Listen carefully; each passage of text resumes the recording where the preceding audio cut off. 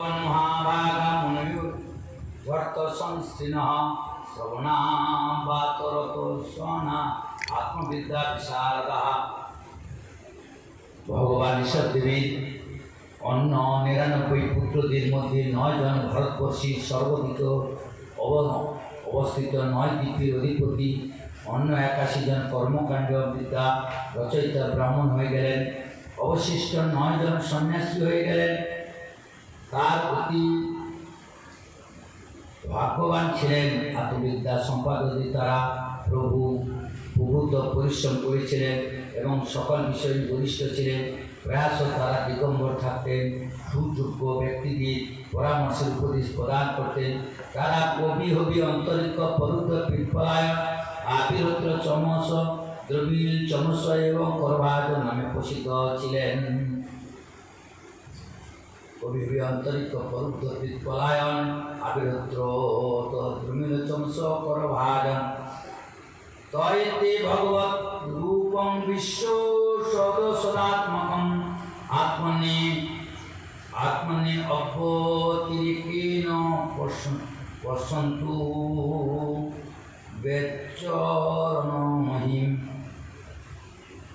তারা এই কার্য কারণ এবং ব্যক্ত অব্যক্ত ভগবত জগৎকে নিজ আত্মা থেকে অভিন্ন অনুভব করে পৃথিবীতে স্বচ্ছন্দে বিচরণ করতেন। অব্যাহতিষ্ঠগতয়ুর সুরসিদ্ধ শব্দ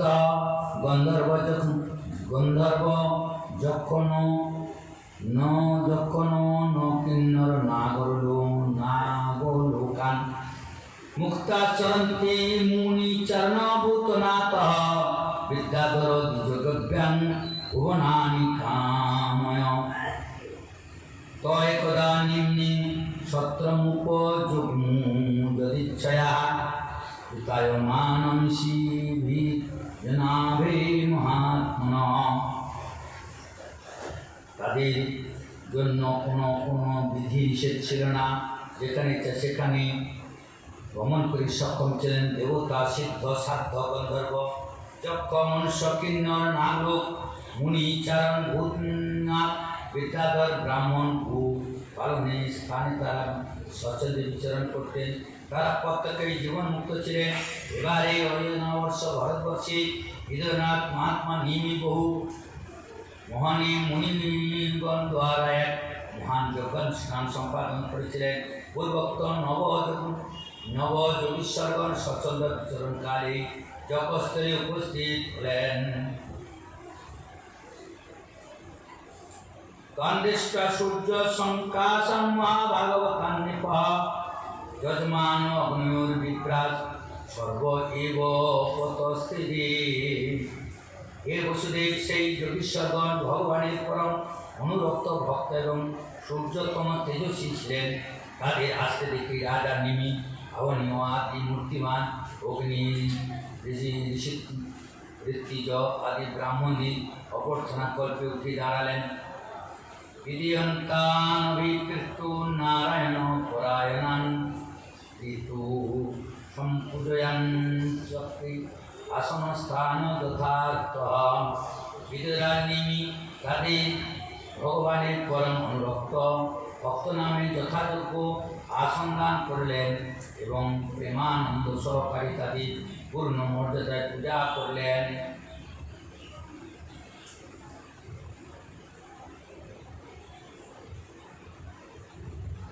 তান্যরচমানং সরুচা ব্রহ্মপুত্র মানব প্রপচ্চ পরম পিতু প্রশ্রয়াবনতু নিপ।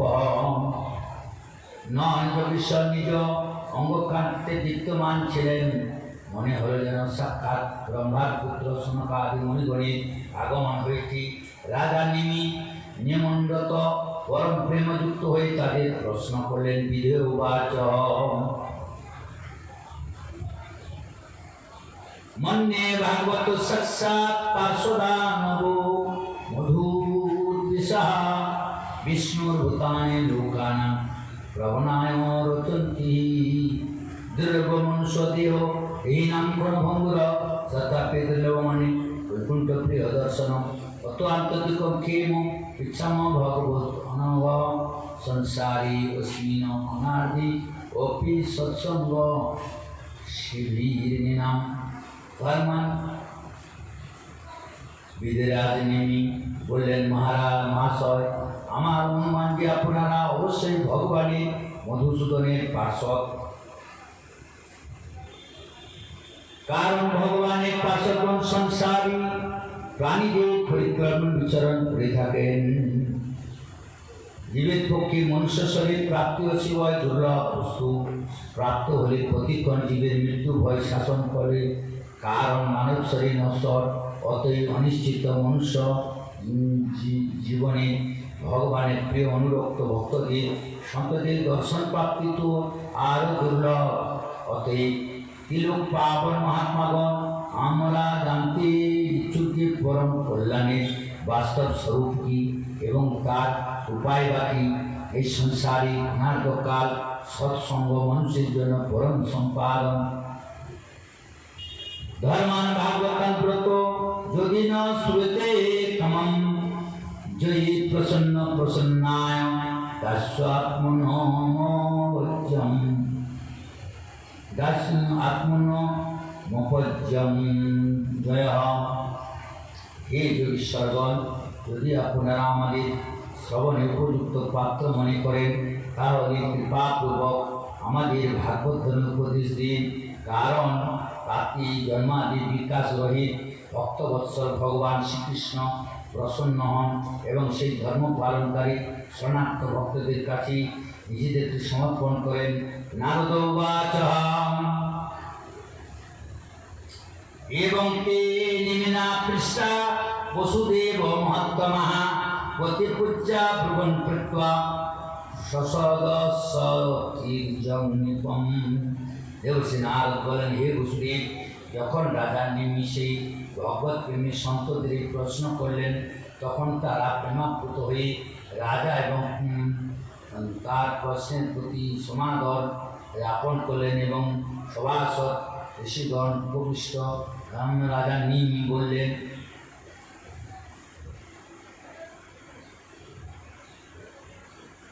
কবি উবাচ। নবযোগেন্দ্র ঋষি এখন উপদেশ দিবে। নবযোগেন্দ্র ঋষির কাছে নীল মহারাজ প্রশ্ন করলেন। তিনি এক এক করে কেমন করে মায়াকে জয় করা যায়, কেমন করে ভগবানকে লাভ করা যায়, কেমন করে সংসার দুঃখ নিবারণ করা যায়, এই সমস্ত কথাগুলো বলছে। শুনে রাখেন খুব মন দিয়ে। মন্যিহ কুতশ্চিৎ ভয় মুচ্যতস্য পদম ভুজোপাসমত্র নিত্যম উদ্বিগ্ন বুদ্ধির সদাত্মভাবাৎ বিশ্বাত্মনা যত্র নিবর্ততে ভি। নবযোগীশ্বরদের মধ্যে প্রথম কবি বললেন, রাজন, ভক্ত হৃদয় থেকে যা কখনো অপগত হয় না সে অচ্যুত ভগবানের চরণে সদা সতত উপাসনায় জগতের পরম কল্যাণযুক্ত আত্যন্তিক ক্ষেম। সে ভগবানের পূজা করা আত্যন্তিক ক্ষেম, সর্বদা ভয় নিবারক। এই আমাদের নিশ্চিন্ত অভিমত। দেহ গেহ আদি তুচ্ছ অস্তিত্বহীন পদার্থের অস্তিত্ব জ্ঞাপন সম্পন্ন সত্তা এবং মমতার কারণে যাদের চিত্তবৃত্তি উদ্বিগ্ন হয়। এই উপাসনা অনুষ্ঠান করলে তাদের ভয়ের রূপে নিবৃত্তি হয়ে যায়। সেই ভগবানের উপাসনা করলে, তার কথা শুনলে ভয় থেকে মুক্ত হওয়া যায়। যে বই ভগবতা প্রত্যা উপায়া ধ্যাত্মলব্ধয়ে অঞ্জ পুংসাম বিদুষান বৃত্তি ভাগবতান হিতান। আত্মভোলা সহজ সরল ভক্তদের ভগবান অতি সহজ উপায়ে সাক্ষাৎ প্রাপ্তি যে পথ নিজ শ্রীমুখে বললেন তাই এই ভাগবত ধর্ম বলে জানবি। এই যে ভাগবত কথা শুনে এবং জীবনে পালন করলে সেই ব্যক্তিকে বলা ভাগবত ধর্মী। অক্ষরে অক্ষরে সব পালন করে। জানাস্তায় নরুরাজন নহম প্রমাদত কহির্চিত ধাবন মিল্লুবা নিত্র ন স্কল্লে ন পতিরিহ। রাজন এই ভাগবত ধর্ম অবলম্বন করলে মনুষ্য মানুষ কখনো বিঘ্ন দ্বারা নিবৃত্ত হয় না। নিবৃত্ত চক্ষু হলেও অর্থাৎ বিধিবিধানগত ত্রুটি হলেও স্খলিত মার্গ বা পতিত হয় না, অর্থাৎ চরম ফল প্রাপ্তি থেকে বঞ্চিত হয় না।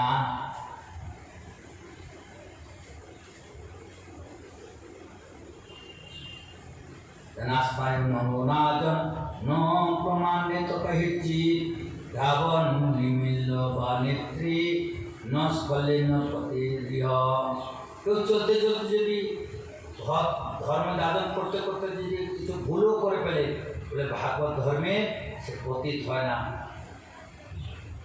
কায়েন বাচা মনসেন্দ্রিয় বৈর্বা উদ্ধহাত্মা বানুস্থিত স্বভাব करोति जत् सकलं कर्मस्मै नारायणेति समर्पयेत् तत्।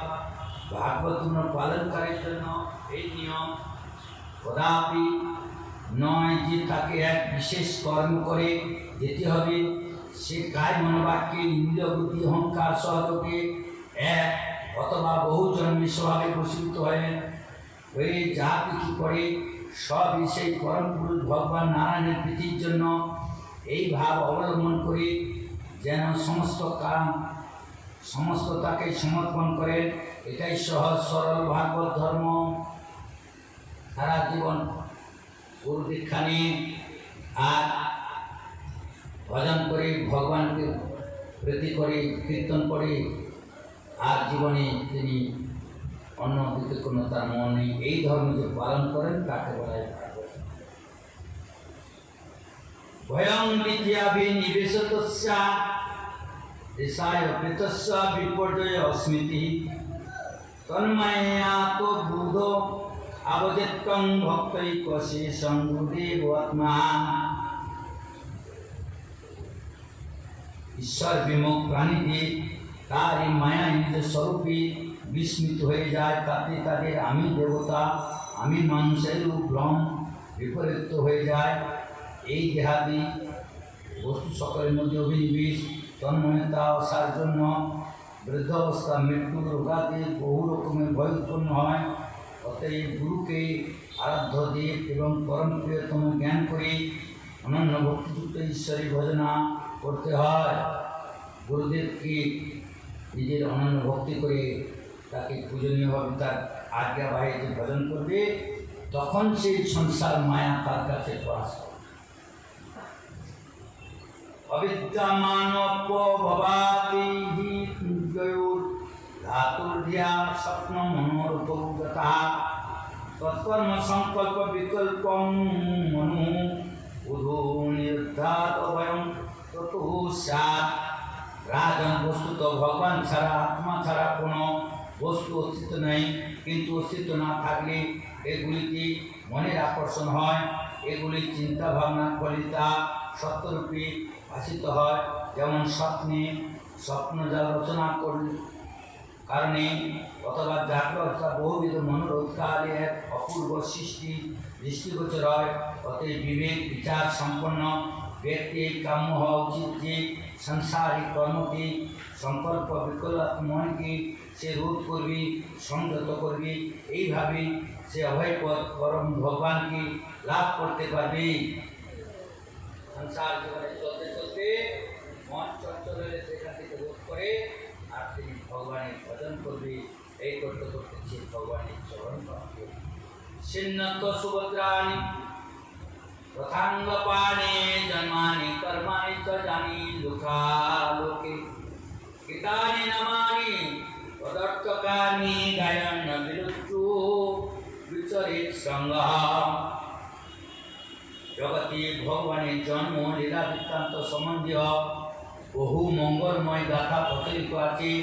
সেই সব গাথা সকলের শ্রবণ কীর্তন আবশ্যক। ভগবানের গুণ ও লীলা স্মরণ দান নিমিত্ত ভগবানের বহু নাম ও বহুজন বিদিত লজ্জা সংকোচ ত্যাগ করে সেই নামেরও শ্রবণ কীর্তন আবশ্যক। এইভাবে কোনো বিশেষ ব্যক্তি বিশেষ বস্তু বিশেষ স্থানের উপর আসক্তি না রেখে অনাসক্ত জীবনযাপনে মঙ্গল নিহিত। এবং ব্রত সভ্য নাম কীর্ত্যা जतानुरागोच्चितौच्चै वसत्तोऽथो ब्रुदितरतिगाय तन्मादो नित्यन्ति लोकवाज्यः। एवं निर्मल व्रत नियम पालनकारी हृदय परम प्रियतम प्रभुर नाम संकीर्तने प्रभावे अनुराग प्रेमे बीज अंकुरित হয়, তার চিত্ত দ্রবিত হয়, তখন সে সাধারণ মানুষের স্তর থেকে উচ্চ অবস্থান করে সেই লোক মানিতা ও ধারণার মধ্যে উঠে যায়।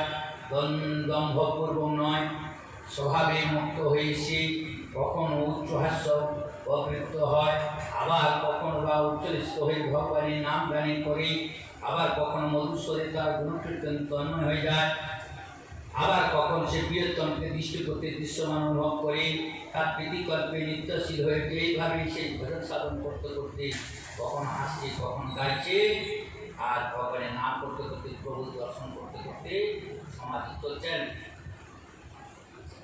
খং বায়ুমগ্নে সলিলম মহিংসা জ্যোতিষী ज्योतिषि सत्तानि दिशो द्रुमानि शरीर समुद्रम सहरे शरीरम यत्किंच भूत प्रणमेदनन्नः। राजन এই আকাশ বায়ু অগ্নি জল পৃথিবী গ্রহ নক্ষত্র প্রাণী দিকসমূহ বৃক্ষ বিটপি নদী সমুদ্র সব কিছু ভগবানের চিন্ময় শরীর সকল রূপী ভগবান সম্মুখে উপস্থিত। এই জ্ঞানী সে তখন সম্মুখস্থ বস্তুকে স্থাবর জঙ্গম জ্ঞান ব্যতিরেকে অনন্যভাবে ভগবতভাবে প্রণাম নিবেদন করেন। সে যখন ভক্ত প্রেমেতে ডুবে যায়, চতুর্দিকে তিনি ভগবত বস্তু দর্শন করেন। ভক্তির পরিসানুভাব বিরক্তির অন্যত্র চৈষত্রী কয়েক কাল প্রপত্ত মানুষ যথাস্নত সুখ তুষ্টি পুষ্টি উদপায় অনুভাষণ। যখন ব্যক্তির খুব ক্ষুধা লাগে, তিনি গ্রাসে গ্রাসে অন্ন খায় আর তার শরীর পুষ্ট হয়, মনে সন্তুষ্টি হয়, মুখে আছে হাসি। যে ব্যক্তি ভাগবত ধর্ম অনুসরণ করেন, ভগবানের ভক্তি সাধন করেন, তার সে ভক্তা তুষ্টি তৃপ্তি অথবা সুখ পুষ্টি জীবন শক্তির সঞ্চারণ ক্ষুধা নিবৃত্তির প্রত্যেক রাতেই যোগপদ হতে দেখা যায়। তেমনিভাবে সনাগত ভক্ত যখন ঈশ্বর উদ্দেশ্যে ভজন কীর্তনে প্রবৃত্ত হয়, তখন তার ভাগবত প্রেম নিজ প্রেমাস্পদ প্রভুর স্বরূপের অনুভূতি ও অন্য বস্তুর উপর বৈরাগ্যের আগমন প্রতিক্ষণে একসঙ্গে হতে থাকে। কিন্তু ভজতনুবৃত্ত্যাঃ ভক্তির বিবর্তি ভগবত প্রবোধা ভবন্তি বৈ ভাগবতস্য রাজন সুতোপারাং শান্তি মুখৈতি সাক্ষাৎ। রাজন এইভাবে ক্ষণে ক্ষণে স্ফুরিত পঠিতে বৃত্তি দ্বারা সে ভগবানের চরণ কমলে ভজনা করে তা ভগবানের উপর প্রেম ভক্তি সংসার বৈরাগ্য নিজ প্রিয় ভগবানের স্বরূপে বিকাশ এবং সকলের প্রাপ্তি অবশ্যই হয়। সেই ভাগবত অবস্থা প্রাপ্ত করি এবং এই অবস্থায় সে পরম শান্তি অনুভব করে থাকি। এই জীবনযাপন করতে করতে ভগবত কৃপায় সে শান্তি অনুভব করে।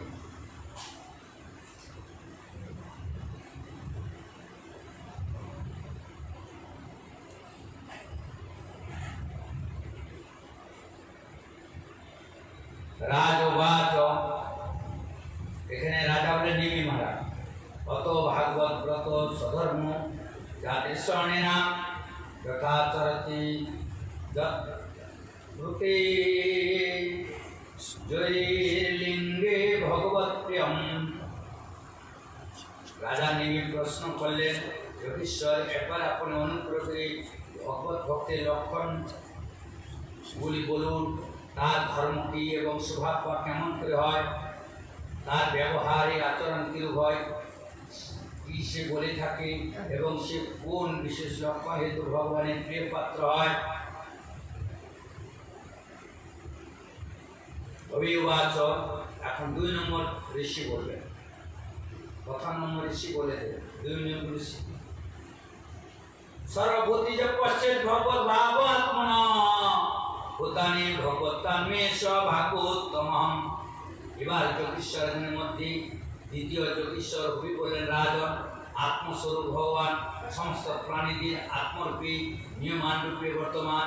সে কোথাও বৈষম্যের অনুভব করে না, সর্বত্র পরিপূর্ণ একমাত্র ভগবান সত্তাকে দর্শন করে থাকে। সমস্ত প্রাণী সমস্ত পদার্থের আত্মস্বরূপ ভগবানই আদেয় রূপী এবং অধ্যস্তনবে বর্তমান প্রত্যক্ষ করে, অর্থাৎ বাস্তবিক সবই ভগবত স্বরূপ। এই রূপের অনুভব তাকে ভগবানের পরমপ্রেমী উত্তম ভাগবত রূপে বিবেচনা করায় যথোচিত। ঈশ্বরের তদদিনেষু বালিশেষু বিদর্শত প্রেমমৈত্রিক ব্যাপেক্ষা ভগবতী সমর্থমম। যেভাবে প্রেম যে ভগবানের প্রেম তার ভক্তের মিত্রতা দুঃখী ও অজ্ঞান ব্যক্তির কৃপা ভগবতী শিখে উপেক্ষা ভাগ রাখি সে মধ্যম শ্রেণীর ভাগবত। যে উত্তম ভক্ত সে সর্ব প্রাণীর মধ্যে ভগবান দর্শন করে।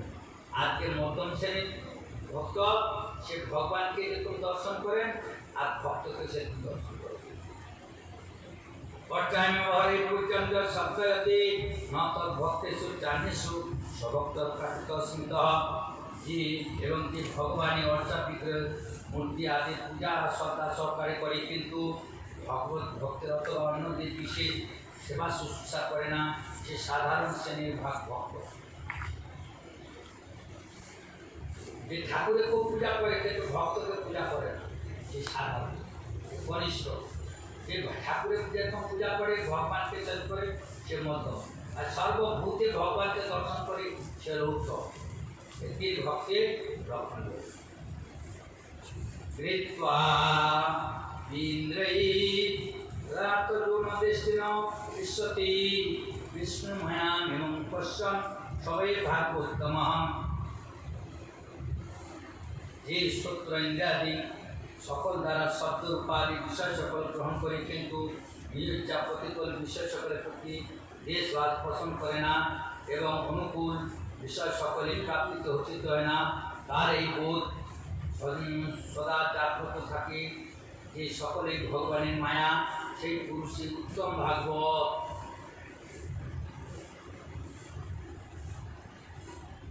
ইন্দ্রিয় প্রাণ মনোধিয়ন্তু জন্মাপ্যয় উদ্ভয়ু তোরসতিচ্ছৈ সংসার ধর্মৈ বিমুহ্যমান শ্রুত্বা হরে ভাগবত প্রধান। জন্মমৃত্যু ক্ষুধা পিপাসা শ্রম কষ্ট ভয় তৃষ্ণা এই সবই সংসার ধর্মের সহগামী। এগুলির প্রভাব যথাক্রম শরীর প্রাণ ইন্দ্র মন বুদ্ধির উপর পড়ে থাকে। যে পুরুষ ভগবানের মননে এমনভাবে তন্ময় থাকে তাকে এই সকলের প্রভাব সে মোহিত হয় না অথবা পরাগত হয় না, সেই উত্তম ভাগবত। সংসারের সুখ দুঃখ লাভ পুরস্কার এই সমস্ত বিভিন্ন সমস্যা আছে, এই সমস্যাটাকে যেমন পরাগত করতে পারে, মানে তাকে ডোবাতে পারে না, সেই রকম গীতাতে শ্লোকটা দিয়েছে সুখেষু অনুরমনা দুঃখেষু বিগতস্ক্রিয়া। তিনি সুখে আর দুঃখে উদ্বিগ্ন হন না। সুখেষু অনুরমনা সুখে বিগতস্ক্রিয়া বিতরাগ ভয় যদি রাগ দেশটাকে পরাস্ত করতে পারে না, সে হলেন মহামুনি, সে হলেন সাধু ভক্ত।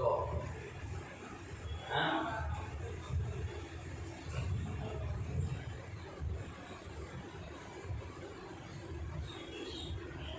ন কাম কর্ম বিধানাং তস্য চেতসি সম্ভবঃ বাসুদেবৈক নিলয় সবৈ ভাগবতমম। যার মনে বিষয় ভোগ লালসা কর্ম প্রবৃত্তি এবং এই সবের মূল বাসনার আবির্ভাব হয় না, যে একমাত্র ভগবান বাসুদেবী ভাবে বিরাজমান করি সেই উত্তম ভক্ত। তাই উত্তম ভক্তকে যার মনে বিষয় ভোগ লালসা নেই, কর্ম প্রবৃত্তি নেই এবং সবের মূল বাসনায় আবির্ভূত হয় না, কোনো ভোগ বাসনা তার ভিতরে নেই, যে একমাত্র ভগবান বাসুদেবীর ভাবে বিরাজ করে সবসময় ঈশ্বর চিন্তায় থাকেন, সে উত্তম ভক্ত।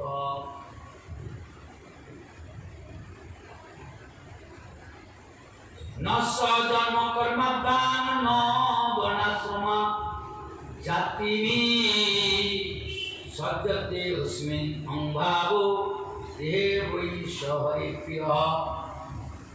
যার শরীরে না আছে সৎকুলির জন্ম, তপস্যাদের জন্য গর্ব, না আছে জাতি বর্ণাশ্রমিক অহংকার, যে অবশ্যই ভগবানের প্রিয় ভক্ত, সে নিজেকে অহংকার করে আমি উত্তম করে জন্ম করছে। কোনোদিন সে অহংকার আমি বড় পণ্ডিত, আমি খুব ভজন করি, বড় ভাগবত করতে পারি, সে কোনোদিন অভিমান করে। নির্লোভী, নিষ্কামী, নিরহংকারী, সেই হলেন ভাগবত, সেই হলো ভক্ত। ভক্তের লক্ষণ এগুলো বলছেন। ন যস্য পরহিতি বিদেশাত্মনি ভাবিদা সর্বত সমশান্ত সবে ভাগবতম। যে ধন সম্পত্তি অথবা দেহাদিতি আপন ভাব বিরহিত হয়ে সমস্ত বস্তুকে সমস্বরূপ পরমাত্মাকে প্রত্যক্ষ করে, অর্থাৎ সমভান দুঃখা সমভাব রাখে, কখনো বিশেষ ঘটনা অথবা সংকল্প এত বিক্ষিপ্ত না হয়, শান্তভাবে বিরাজ করে, সে ভগবানের উত্তম ভক্ত। ত্রিবণাধীর ভবন হেতু কুণ্ঠ স্মৃতি জড়িতাত্ম সুরাদিবি মিথ্যা ন চলতে ভগবৎ পদারণ্যা লবণ নিমিষার্থ মুক্তি যশ বৈষ্ণবাদ্রবণ্য। হে রাজন, দেব শ্রেষ্ঠগণ বা মহাত্মনি ঋষিগণ নিজ অন্তঃকরণকে ভগবতময় করি, যাকে সতত অন্বেষণ করে, তাকে ভগবানের পাদপদ্মে স্মরণ করে, যিনি অনার্থ পদার্থ বিচ্যুত হন না এবং নিরন্তর সেই পাদপদ্মের সমীপ সেবায় যুক্ত থাকে। কেউ তাকে ত্রিগুণের রাজদশী প্রদান করলেও তা ভগবত স্মরণে রেশ বাধাপ্রাপ্ত হয় না এবং রাজলক্ষ্মীর প্রতি অভিনিষ্ট হয় না। এমন পুরুষ বাস্তবে ভগবত ভক্ত বৈষ্ণবদের মধ্যে অগ্রগণ্য, সর্বশ্রেষ্ঠ। তাকে অনেক ধন সম্পত্তি দিচ্ছে, অনেক পূজা করছে, অনেক প্রণাম করছে, অনেক জয় গুণগান করছে, অনেক মালা পড়াচ্ছে, তথাপি সে কোনো বস্তুর প্রতি তার ভ্রুক্ষেপ নেয়, সেই হলেন পরম ভক্ত।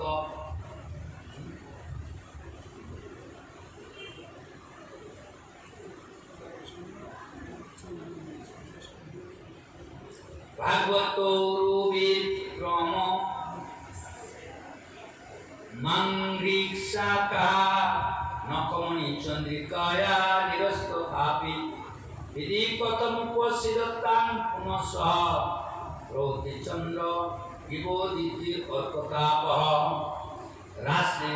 রাসলীলাকালী নৃত্যগীত পাদ বিন্যাসকারী নিখিল সৌন্দর্য মাধুর্যমূর্তি ভগবানের চরণে অঙ্গুলি নখ মণি চন্দ্রিকা, যে সকল শরণার্থ ভক্তদের হৃদয়ে বিরোধজনিত সন্তাপ একবার দূরীভূত হয়েছে, তাদের হৃদয়ে সেই বিরোধজনিত সন্তাপে পুনরাগমন কি সম্ভব?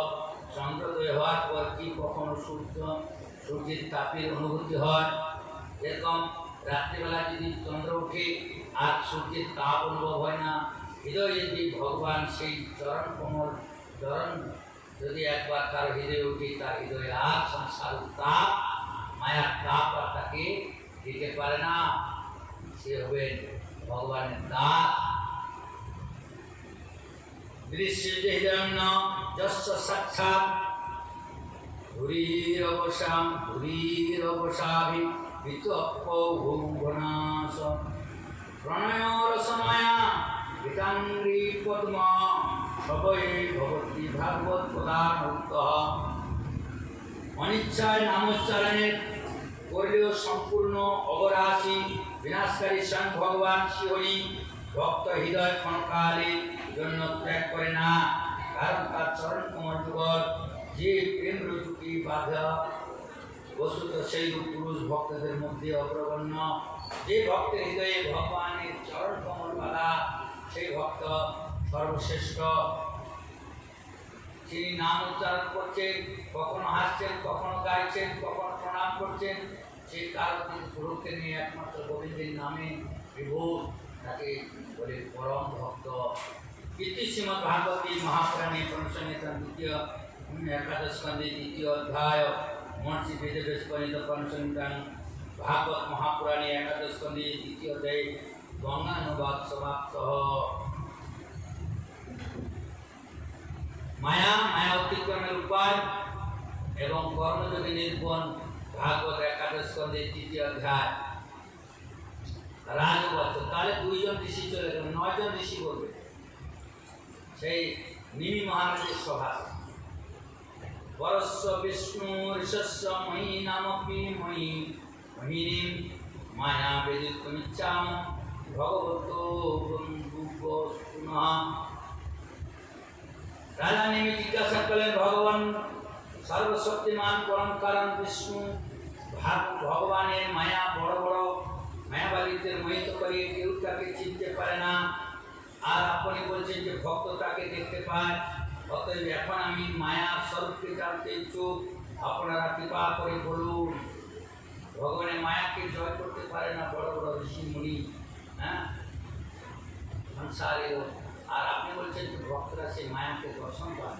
তাহলে বলুন, জ্ঞান অস্তিত্ব দূষণ दुष्मद्वत हरि कथा अमृतम संसार तापो निस्तप्तु मर्तस्तापो वेदनम।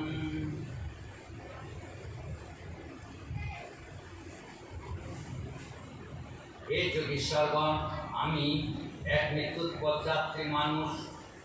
জগতে তাপ রাজ্যে আমাকে বহুবিধ ধরে সন্তপ্ত করে চলেছি। আপনারা যে ভগবত কথা নিত পান করাচ্ছেন তা সেই তাপ রাজ্যকে নিবৃত্ত করবার ওষুধ আপনারাই বাণী সেবনে আমি কখনো পরিচিত হতে পারিনি। হ্যাঁ, আপনারা অনুগ্রহ করে আর বলুন। আমি সংসারীজি, আপনাদের কথা শুনে আমার হৃদয় পবিত্র হচ্ছে। আপনি আপনাদের কথায় আমি তৃপ্তি পাচ্ছেন, আরও বলো আরও বলো। সংসারে খাবার খেলে উদর পূর্তি হলে আর অমৃত নিয়ে রসগোল্লা নিয়ে আসলে খেতে চাইবেন, কিন্তু কথামৃত ধর্ণাতে হৃদয় যত পান করো কোনোদিন তার পিপাসা নিবে না। আরো আরো আরো অন্তরিকোবাচ এ বীরভূতানি ভূতাত্মা মা ভূতে মহাভূত শশোর্বাচ সসযোচ্চাবোচন্নদ্য স্বমাত্রাত্ম প্রসিদ্ধই।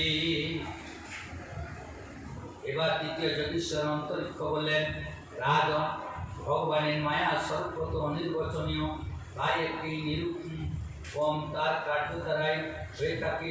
আদি পুরুষ পরমাত্মা ব্রহ্ম যে শক্তি দ্বারা সম্পূর্ণ ভূতের কারণ হন এবং তাদের বিষয় ভোগ ও মুখ্য সিদ্ধির জন্য অথবা নিজ উপাসকগণের উৎকৃষ্ট সিদ্ধির জন্য স্বনির্মিত পঞ্চমহাভূত দ্বারা বিভিন্ন প্রকার যে মনুষ্যাদি শরীর সৃষ্টি করে তাকেই বলে ভগবানের মায়া।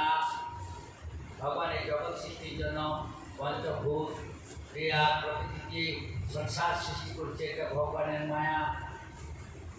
মায়া কথার অর্থ হল মৃত্যু। যাকে আপন করে সারা সংসারে যে আগে ধরে রাখছে, কিন্তু একদিন সে তোমার হাত থেকে ছুটে যাবে। যেটা আমার নয় তাকে আমার বলে প্রীতি করার নাম হলো মায়া। এমনকি এই দেহটাও আমার নয়। যখন শেষ সময় আসবে আত্মা দেহ ছেড়ে চলে যাবে, তাহলে দেহ আমার কী করে হবে? আমার হলে তো সাথে নিয়ে যেত। তাহলে আমার না, আমার বলে তাকে দিন রাত্রে প্রীতি করে নাম হলো মায়া। তাহলে দেহর পরে হলো সংসার। সংসার কাকে বলে না? দেহ আমার, দেহ সম্পর্কিত বস্তু আমার। দেহ সম্পর্কিত বস্তুকে ঘর বাড়ি স্ত্রী পুত্র আদি গো মহিলা যা কিছু দেহকে কেন্দ্র করে তার সৃষ্টি সব হলো মিথ্যা। একদিন এগুলো থেকে সে আলাদা হয়ে যাবে। যখন শেষের দিন আসবে প্রাণ এইগুলোকে ছেড়ে একলা চলে যাবে। প্রাণ পক্ষী কাউকে সাথে নিয়ে যাবে না। এই হলো ভগবানের মায়া। শুনে রাখো, ভাগবত বলছেন एवं शिष्टानि भूतानि प्रविष्ट पंचधातुभिः एकदा दशधा आत्मं विभजन्ते गुणान्। এইভাবে পঞ্চভূত দ্বারা নির্মিত সকল প্রাণীর শরীর অন্তর্যামী রূপে তা প্রবেশ হয়, তিনি স্বয়ং মন রূপী। তারপর পঞ্চ জ্ঞানেন্দ্রিয় পঞ্চ কর্মেন্দ্রিয় 10 ভাগে বিভক্ত করে তাকে বিষয় ভোগে লিপ্ত করান, তাকে কাজে লিপ্ত করা প্রেরণা দেন। গুণায় গুণান সদ্গুণান আত্মপ্রজ্ঞো দ্বিতয় প্রভু মন্যমান এবং শিষ্ট আত্মনম্য সত্যতি।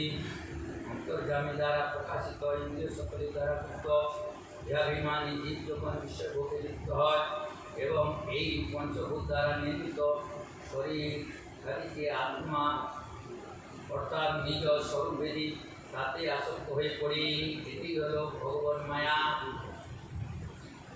এই শরীরটা হলো চক্ষু কর্ণ নাসিকা জিহ্বা ত্বক পঞ্চ জ্ঞানেন্দ্রিয় সমস্ত কর্মেন্দ্রিয়, বাক পানি বায়ু পাদ উপস্থ এটার কর্মেন্দ্রিয়, এগুলো দিয়ে এই শরীর নির্মিত আত্মার ভিতরে থাকে। কিন্তু এই শরীরটা আমার বলে তাকে দিন রাত্রি যত্ন করে জীব তাকে পুষ্টির জন্য কত মাল কাঠ মিথ্যা কথা জীব হত্যা করে সেই শরীরকে পুষ্টি করার জন্য দেয়, কিন্তু শরীরটা তো একদিন থাকে ছেড়ে চলে যায়। এই কুবুদ্ধির নাম হল মায়া। মানুষের যে লোকের জন্য একটা জীবকে মারল, মারে তার মাংস খাবে, কিসের জন্য? শরীরটা পুষ্টি হবে। কিন্তু একদিন যখন প্রাণ এই শরীর থেকে চলে যাবে, তার মাংসটা আবার কে খাবে? খেলায় গেলে কুত্তা খাবে, শকুন খাবে, আর মাটিতে পুঁতে দিলে ছাই হয়ে যাবে, কৃমি কীট হয়ে যাবে, পোকা খাবে, আর আগুনে দিলে আগুন খাবে। তাহলে সে যে শরীরটাকে এইটা দশা, তাকে পুষ্টির জন্য জীব কত মারকাট, কত মিথ্যা গালি, কত কি করে, এই বুদ্ধির নাম হল মায়া। আরে ওটা তো তোর না, কিন্তু যেরকম একটা ভাড়াটিয়া একজন বাবুর বাড়িতে সে আশ্রয় নিচ্ছে, মাসে 5,000 টাকা একটা ফ্ল্যাট, কিন্তু সে জানে এই বাড়িটা আমাকে ছেড়ে চলে যেতে হবে। সেই বাড়িতে কিসে রং করে, সে বাড়িতে ভাঙিয়ে গেলে কিসে মিস্ত্রি লাগা, তো এই বাড়িটা ছেড়ে তো আমাকে চলে যেতে হবে, আমি অন্যের বাড়িতে কেন এত যত্ন নেব? পরের জায়গা পরের জমি ঘর বানাই আমি রই, আমি সাথে ঘরের মালিক নই।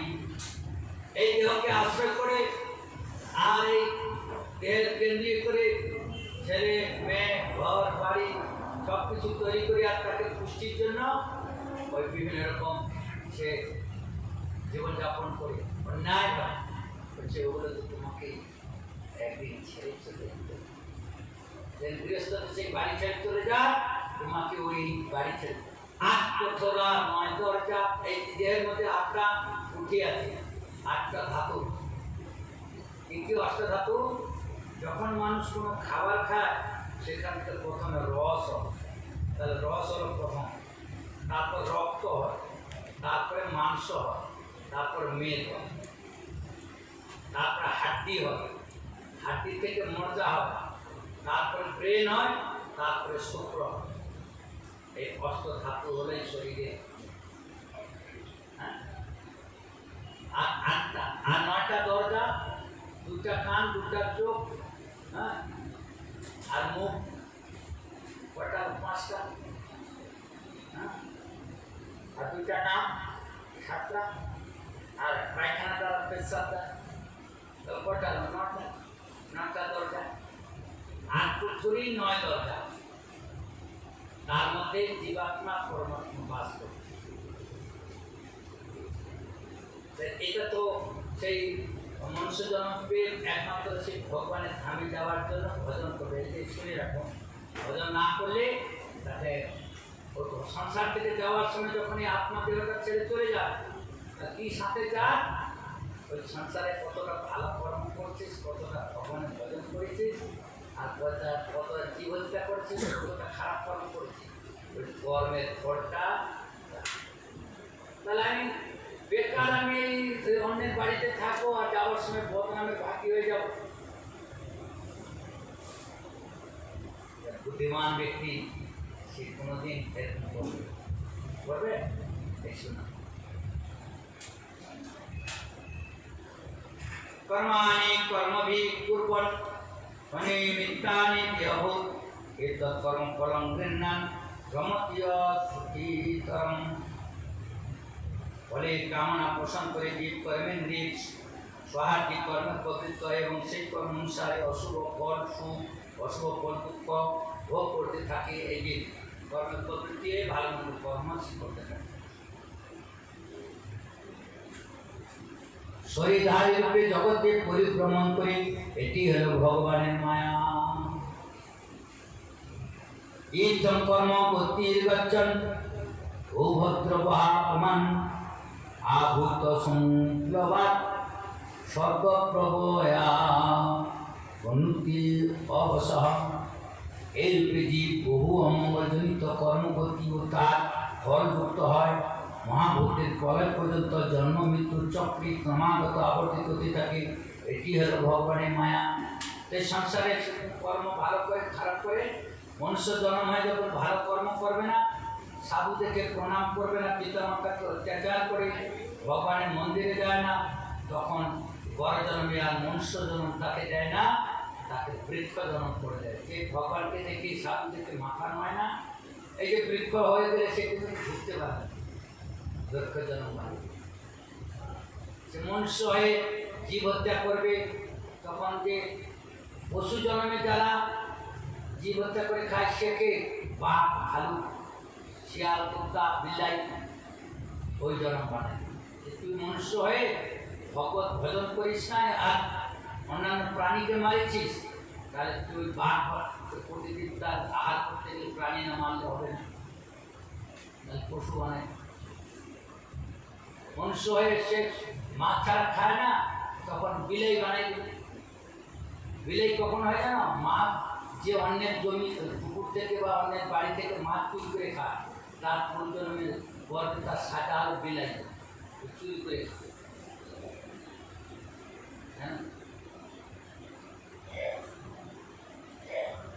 ধাতু প্রভ আসন্নে ব্যক্তং দ্রব গুণাত্মকম অনাদিনিধন কাল অব্যক্তায়াপকর্ষতি।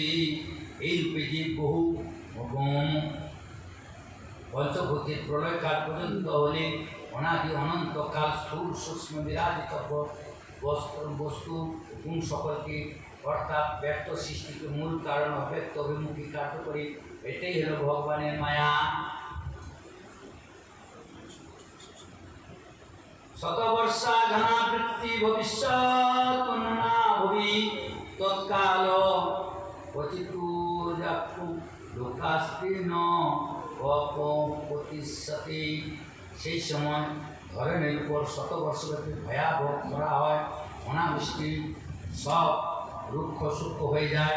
প্রলয়কালে শক্তিতে সূর্যের উষ্ণতা ততধিক বায়ু ত্রিভুবনকে পরিতৃপ্ত করে থাকে। এটাই হলো ভগবানের মায়া। এমন করতে করতে যে সংসারে অনেক বৃষ্টি হবে, সারা সংসার প্রলয় ভেসে যাবে, অনেক খরা হবে, সব পুড়ে যাবে, এরকম মহাপরে আসবে। এটা হলো ভগবানের মায়া। আজকে দেখছো যা কিছু একদিন একদিন সব পুড়ে যাবে। 12 বছর বৃষ্টি হবে একাধারে, যখন মহাপরে হবে 12 বছর শুধু রৌদ্র হবে, সব পুড়ে যাবে। এই মহাপরের সময় এখনকার এই শিব ঠাকুর তখন সংহারের জন্য রুদ্রদূত। শিব ঠাকুরের কপালে একটা চক্ষু আছে, সেখান থেকে একদম আগুন বেরোবে সংসারকে প্রলয় করার জন্য। মহাপর ভগবানের 3টা গুণাবতার, ব্রহ্মা সৃষ্টি করবে, বিষ্ণু পালন করবে, শিব সংহার করবে। মহাপ্রলয় শিবের এই বিভ্রান্ত করবে।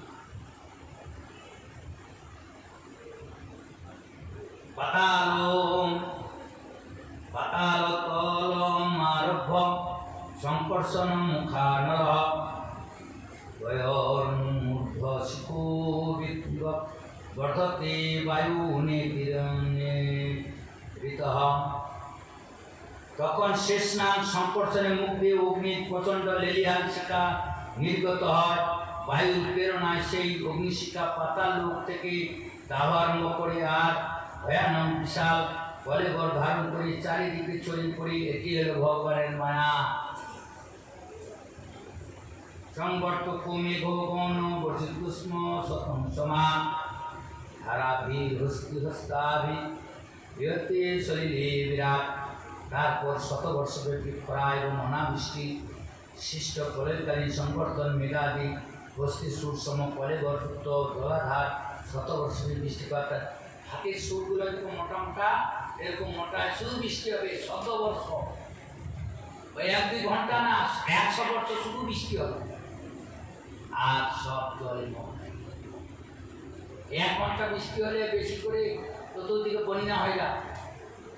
তখন 100 বছর বৃষ্টি হবে আর 100 বছর শুধু খরা হবে, শুধু রোদ হবে সারা সংসার।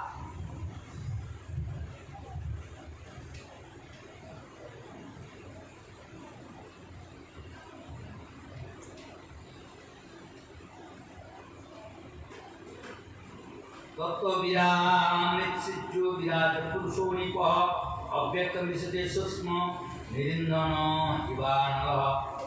এ রাজন ইন্ধন শেষ হয়ে যাওয়ার শেষে অগ্নি নিবর্তন। সেরূপ বিরাট পুরুষ ব্রহ্মা ব্রহ্মাণ্ড শরীর ত্যাগ করে সূক্ষ্ম অব্যক্ত রূপে নীল হয়ে যায়। এটি হলো ভগবানের মায়া। তখন বৃষ্টি হতে হতে রুদ্র হতে হতে তারপরে সব বিষ্ণু ভগবান গিয়ে তিনি সব জীব তার চরণে গিয়ে আত্মা সূক্ষ্ম আত্মাটাকে বিষ্ণুর চরণে নিবেশ করবে। বিষ্ণু এখন মহাপ্রলয়ে গিয়ে সেই দেশ সমুদ্রে গিয়ে লক্ষ্মী চরণ সেবা করবে আর সেই শেষ নাগের মধ্যে গিয়ে স্নান করবে। বায়ুনাহিতবন্ধাভূ সলিলাত্মকল্পতি সলিলং তদ্ধিতুরাসং জ্যোতিষ্ঠায়োপকল্পতি। বায়ু পৃথিবী গন্ধকে শোষণ করে নিলে সেটি জলে পরিণত হয় এবং সেই বায়ু জলের আর্দ্রতাকে শোষণ করে নেয়। তার ফলে জল তার উপাদান তার অগ্নিতে পরিণত হয়। এটি হলো ভগবানের মায়া। 100 বছর বৃষ্টি হবে, বৃষ্টিটা পাবে কোথায় না? 100 বছর যে খরা দিবে, আগে খরা দিলে সব নদী সমুদ্র পুকুর টাকুর সব শুকনা হয়ে যাবে। সেই শুকনা হয়ে জল সব আকাশে উঠে যাবে। আবার যখন 100 বছর বৃষ্টি দিবে একসাথে সেই জল সব। এটা হলো ভগবানের মায়া। আমি ভাবছো আমি চিরদিন এই সংসারে থাকবো, অন্যের জমি চুরি করে নিই, অন্যের টাকা চুরি করে নিই, অন্যের স্ত্রীকে চুরি করে নিই, অন্য জীবকে মেরে আমি পুষ্টি করে আর ভালো করে খায়া মজ করবো কয়দিন? ভগবানের এই মায়ার কাছে তুমি তাল পাবে? রেহাই পাবে কোথায়? কত রূপম তু তমসা বায়ুজ্যোতি প্রলীয়তে স্পর্শ অবসাব অবকাশেন বায়ুর্ন লোভীয়তে। অন্ধকার অগ্নি ঈশ্বরকে হরণ করে নিলে অগ্নি বায়ুতে নীল হয়ে যায় এবং তখন অবকাশ ও আকাশ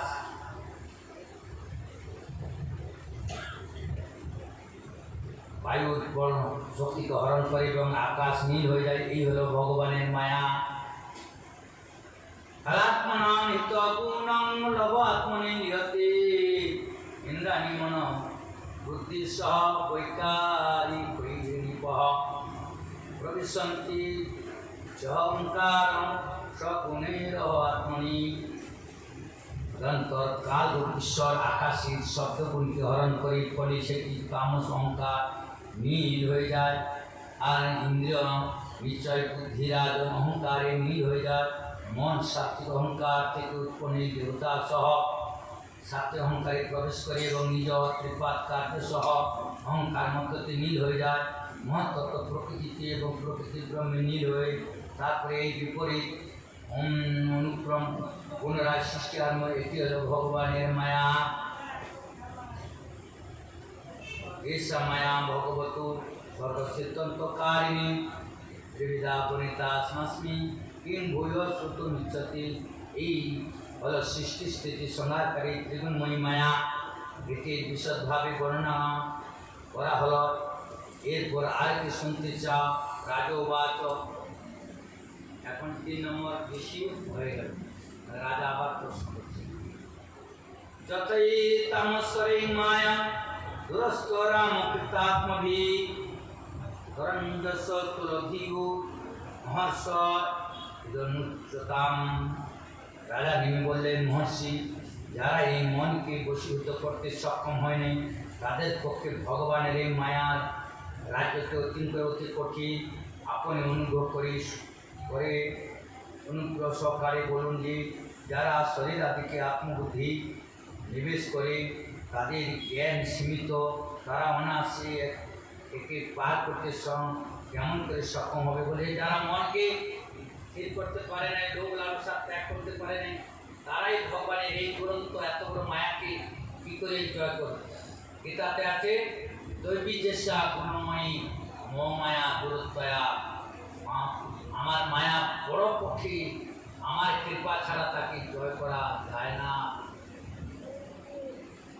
মা ভেবেছে পদ্ধতি আমি আমার প্রতি প্রপন্ন, আমার কৃপা ছাড়া এই দুস্তর মায়াকে জয় করা যায় না, বড় কঠিন ভগবানের মায়া।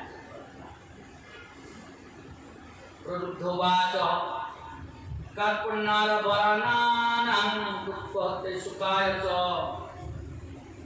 করণ্যা আরমানানাং দুঃখতে সুখায় চ বসিত পাপ বিপর্যাসা মিথুনিং চরিণীনাম। এবার চতুর্থ যোগে পুরুত বলেন, রাজন, স্ত্রী পুরুষ পরস্পর আসক্ত, অন্যান্য বন্ধন আদিতে আবদ্ধ জীব সুখ প্রাপ্তি ও দুঃখ নিবৃত্তি বড় বড় কর্ম করে থাকে। মায়াকে অতিক্রম করতে ইচ্ছুক তারা অবশ্য বিচার করে তার কৃত কর্মফল কিভাবে তার প্রতিকূল হয়ে যাচ্ছে।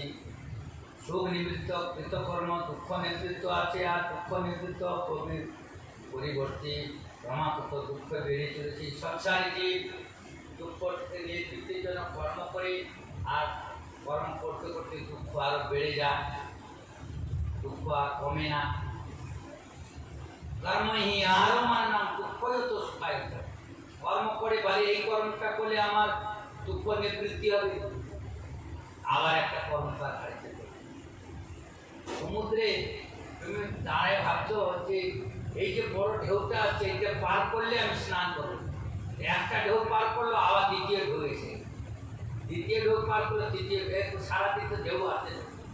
সংসার কি ভাবছে যে আমার শরীরটা খারাপ হলো আর পেটটা খারাপ হলো, এরপরে ভালো হলে আমি এই ভগবানের নামটা দেবো। আবার দেখলো যে ছেলেটাকে স্কুলে দেখতে পাওয়া, আবার দেখলো যে ওই বাড়িতে রান্না করতে গিয়ে তেল করে বহুত পাটা পুড়ে গেল। একটা না একটা ঝামেলা তোমার বাড়তেই থাকবে, আর ভগবানের ভজন আর হবে না। কর্মই আরো মানে না, দুঃখই হতো সুখায় হতো। কর্ম করতে করতে দুঃখই বাড়ে, আর সুখে আর সন্ধান পায়। মৃত্যু আত্মে দিয়ে না বৃত্তি ন দুর্লভেনাত্ম মৃত্যু না গৃহাপ্ত পশুভিকা বৃত্তি সাধুশ্চরী। ধন সম্পদের কথা বিচার করা হোক, তা তো উত্তরোত্তর দুঃখ বৃদ্ধি করতেই থাকি। ধন সম্পদ তো একত্র করা কঠিন, আর যদি কোনো পথে তা প্রাপ্তি ঘটে তখন তা আত্মার পক্ষে মৃত্যু স্বরূপী হয়। যে এর মোহজালে আটকা পড়ে সে আত্মবিস্মৃতি হয়। অতএব ধন সম্পত্তির মতন গৃহ পুত্র আত্মীয় স্বজন পশুধন সবই অনিত্য অশাশ্বত। এসবই প্রাপ্তি কি কখনো সুখ শান্তি প্রদান করতে পারে? কিন্তু সাধারণ ভাবে যে এই বিবাহ করে সুখ হবে, বাচ্চা হবে সুখ হবে, এই ঘর বানালে সুখ হবে, এই দোকান করলে সুখ হবে, কিন্তু সুখ আর পায় না, তার দুঃখ হতো। এবং লোকম পরম বিদ্যাং স্বরম কর্মীভীতম সত্তুল্লতি সয়োধংস রথমণ্ডল পর্তিনাম। অতএব মায়া অতিক্রম নেত্রী এই বোধ থাকা আবশ্যক যে মৃত্যু ওপারের লোক বরং পরলোকাদিও এমনি অনিত্য অশাশ্বত, কারণ ইহলোকের বস্তু সকল সম, সেগুলিও সীমিত কর্মে সীমিত ফল মাত্রই। সেখানেও রাজনবর্গদের মধ্যে প্রতিযোগিতা অথবা বিশেষ ভাব বর্তমান, নিজের চাইতেই অধিক ঐশ্বশালী অথবা সুভোগকারের প্রতি ছিদ্রা অন্বেষণ, ঈশা দেশ ভাব থাকি অপেক্ষাকৃত কম সুখী ও ঐশ্বশালীর প্রতি তাচ্ছিল্য ভাব থাকে এবং কর্মফল ভোগের পর সেখানে থেকে পতন অনিবার্য হয়, তার বিনাশ অবশ্যম্ভাবী, সেখানেও বিনাশের ভীত থাকে চিন্তাগ্রস্ত। তস্মাৎ গুরু পক্ষতে জিজ্ঞাসু সে উত্তম শাব্দে পরে চ নিষ্ণাতন ব্রহ্মণ উপশ্রমাশ্রম। অতএব পরম কল্যাণ প্রাপ্তিতে ইচ্ছুক জিজ্ঞাসু গুরুদেব শরণাগত হওয়া বাঞ্ছনীয়। উৎকৃষ্ট গুরুদেব তিনি যিনি শব্দ ব্রহ্ম ও বেদ পারদর্শী হওয়ার সঠিকভাবে বিদ্যাদানে সক্ষম, তার পরব্রহ্মে নিষ্ঠাযুক্ত তত্ত্বজ্ঞানী হওয়া প্রয়োজন, যাতে তিনি নিজ অনুভব অর্জিত সহসা কথা বিতরণ করতে সমর্থ হয়। চিত্ত তার শান্ত হওয়া কাম্য, ব্যবহারিক প্রপঞ্চে তার বিশেষ প্রবৃত্তি হয়ে থাকে। তস্মাৎ গুরু পক্ষদিত জিজ্ঞাসু, সে ভালো গুরুর কাছে গিয়ে প্রণাম করবে, তাকে জিজ্ঞাসা করবে, আর সে তোমাকে তোমার ভালো ভক্তির কথা জ্ঞানের কথা বলবে, আর তোমাকে মায়ার কাছ থেকে উঠায় ভগবানের ভজনে লাগে। গাছে অনেক পুষ্প ফোটে, কিন্তু পুষ্পটা তুলে নিয়ে এসে ভগবানের চরণে মালা গেছে তো দিতে হবে। সেই হলেন গুরু। গুরু কী করেন? সেই শিষ্যরূপ পুষ্পকেও ভগবানের চরণে সেবায় লাগায়, আর তখন তার জীবন ভগবানের চরণ প্রাপ্তি হলে, ভগবানের ভজন করলে সুন্দর। হ্যাঁ,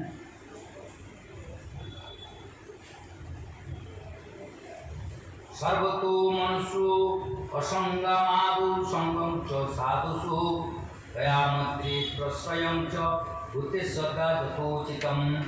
বিকাশোৎপক্ষে নিজ গুরুদেবকে পরম প্রিয়তম আত্মা ইষ্টদেবের জ্ঞান রাখা কাম্য, কপটতা বিরহিতভাবে গুরুদেবের সেবা করা কর্তব্য। সাধু সঙ্গ লাভ করে তার ভাগ্য ধর্ম, ঈশ্বর লাভ রূপী ধর্ম ভক্তিভাবে সাধন সঙ্গে পালন করা বিধেয়। এই রূপে সাধনে সর্বাত্মা ভগবান প্রসন্ন হন। এভাবে সেবা করলে ভগবান তার প্রতি প্রসন্ন হয়। শৌচং তপস্তিতিক্ষা চ মৌনং শ্রদ্ধায় মার্জবং ব্রহ্মচর্য হিংসা চ সমত্তং দ্বন্দ্ব সংবয়োর। প্রথমে শরীর সন্তান আদির উপর যাদের মন আকৃষ্ট না হয়, সেটির প্রতি লক্ষ্য রাখতেই হবে। তারপর শিক্ষণীয় ভগবত ভক্তগণের উপর প্রেম ভাবাসা, এরপর প্রয়োজন প্রাণী জগতের উপর যথাযথ দয়া মৈত্রী ও নিষ্কপট বিনয় ভাবাসা। মৃত্তিকা জল সহযোগী বাহ্যশরীর শুদ্ধি, ছল চাতুর ইত্যাদি বর্জনের দ্বারা অন্তঃশুদ্ধি। দেখো শুদ্ধি কী করে হবে? মৃত্তিকা, এই যে শৌচকাজ করে মাটিকে হাতে দিতে হয়, আর জল দিয়ে স্নান করতে হয়। মৃত্তিকা জল সহযোগে বাহ্য শরীর শুদ্ধি, ছল চাতুরি ইত্যাদি বর্জনের দ্বারা অন্তঃশুদ্ধি। যে ভক্ত হবে সে ছল চাতুরি করবে না। নিজ ধর্মের পালন, সহ্য শক্তির বৃদ্ধি, মৌন ধারণ, সাধ্যায়ন, সরলতা, ব্রহ্মচর্য, অহিংসা, শীত উষ্ণ সুখ দুঃখাদি, দ্বন্দ্বে হর্ষ বিষাদ থেকে মুক্ত থাকা, এইসবের শিক্ষা আবশ্যক।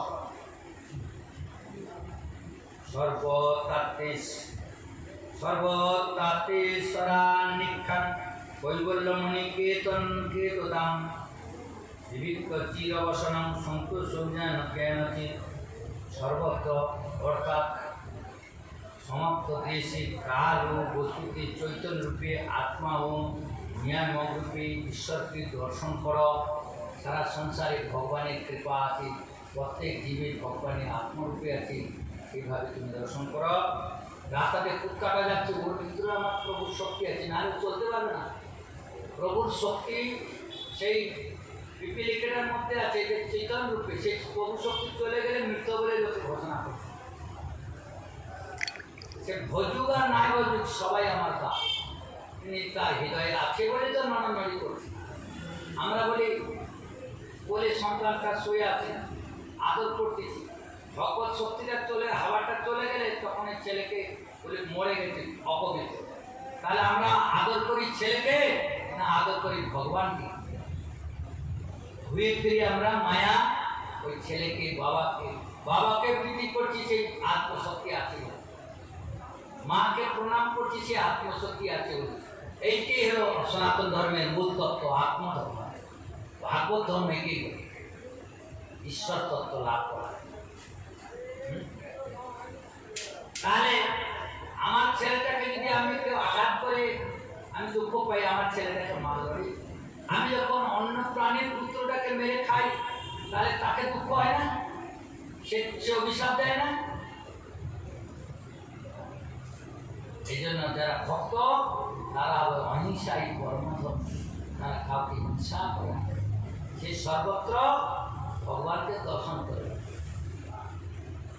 মহাপ্রভু যখন কীর্তন করতে করতে রাস্তায় যাচ্ছে, বন দেখি মনে হয় এই বৃন্দাবন, নদী দেখি মনে হয় এই কালিন্দী, মহাপ্রভু মহাপ্রেমে পরে কাঁদি।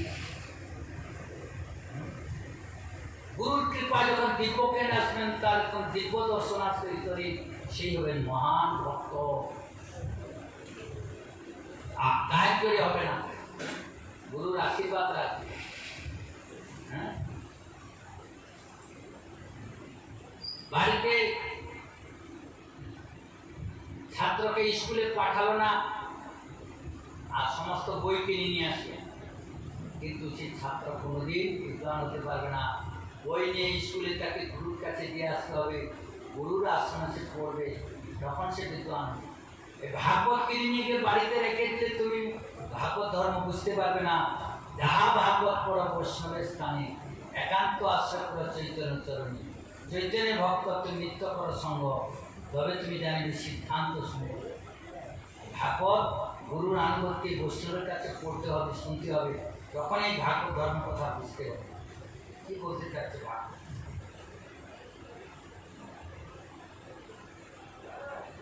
সন্ন্যাসী হলে পরক্রমচারী প্রাপ্ত ছিন্ন জীর্ণ বস্ত্র ধারণে, সন্তোষী ধারণে, এইসবের শিক্ষা আবশ্যক। তিনি যখন সন্ন্যাসী হবেন, ভক্ত হবেন, লজ্জা নিবারণের জন্য কোনোরকম একটা বস্ত্র ধরেন, আর শরীর বাঁচাবার জন্য এই এর মুখে অন্য ফল মূল গাছের পাতা যা পাবে চিপে ধরে নেন। তার জন্য তার আর দৌড়াদৌড়ি আর থাকবে না, অনেক কষ্ট তার কাছে থাকবে না। শ্রদ্ধা ভাগবতে শাস্ত্রে অনিন্দা মান্যত্র চাপি মনোবাক্যমদণ্ডম চ সত্যম সমদ মাবপি। ঈশ্বর প্রাপ্তির মার্গদর্শনকারী শাস্ত্র সকলের উপর শ্রদ্ধা নয়ন এবং অন্য কোনো শাস্ত্র নিন্দা থেকে বিরত কাউকে সে নিন্দা করে না। প্রাণায়াম দ্বারা মণি, মৌন দ্বারা বাণী ও বাসনা রাহিত্য অভ্যাস দ্বারা কর্ম সংযম, সত্য ভাষণ, ইন্দ্রিয় সংযম, মনকে বহির্মুখ হতে না দেওয়া, এই সবই শিক্ষা আবশ্যক। এইভাবে তিনি গুরুর আদেশে এগুলো শিক্ষা লাভ করেন। শ্রবণম কীর্তনম ধ্যানম হরেদ্ভূত কর্মণা জন্ম কর্ম গুণানানাম তদর্থে অখিল চেষ্টিতম। রাগম ভগবানের লীলা প্রাপ্তির অনুপম সৌন্দর্য সম্পন্ন, তার জন্ম কর্ম গুণ সর্বত্রে দিব্যভাব, তার লীলা শ্রবণ কীর্তন ধ্যান অতি আবশ্যক। শরীর চেষ্টা সকল যাতে ভগবত উদ্দেশ্যে নিবৃত্ত হয়, এই শিক্ষা আবশ্যক। ইষ্টম দত্তম তপূর্বকম বৃত্তম দত্তাত্মনা প্রিয়ম তরার সুদানম গৃহ্ণান প্রাণাত কর্মে নিবেদনম।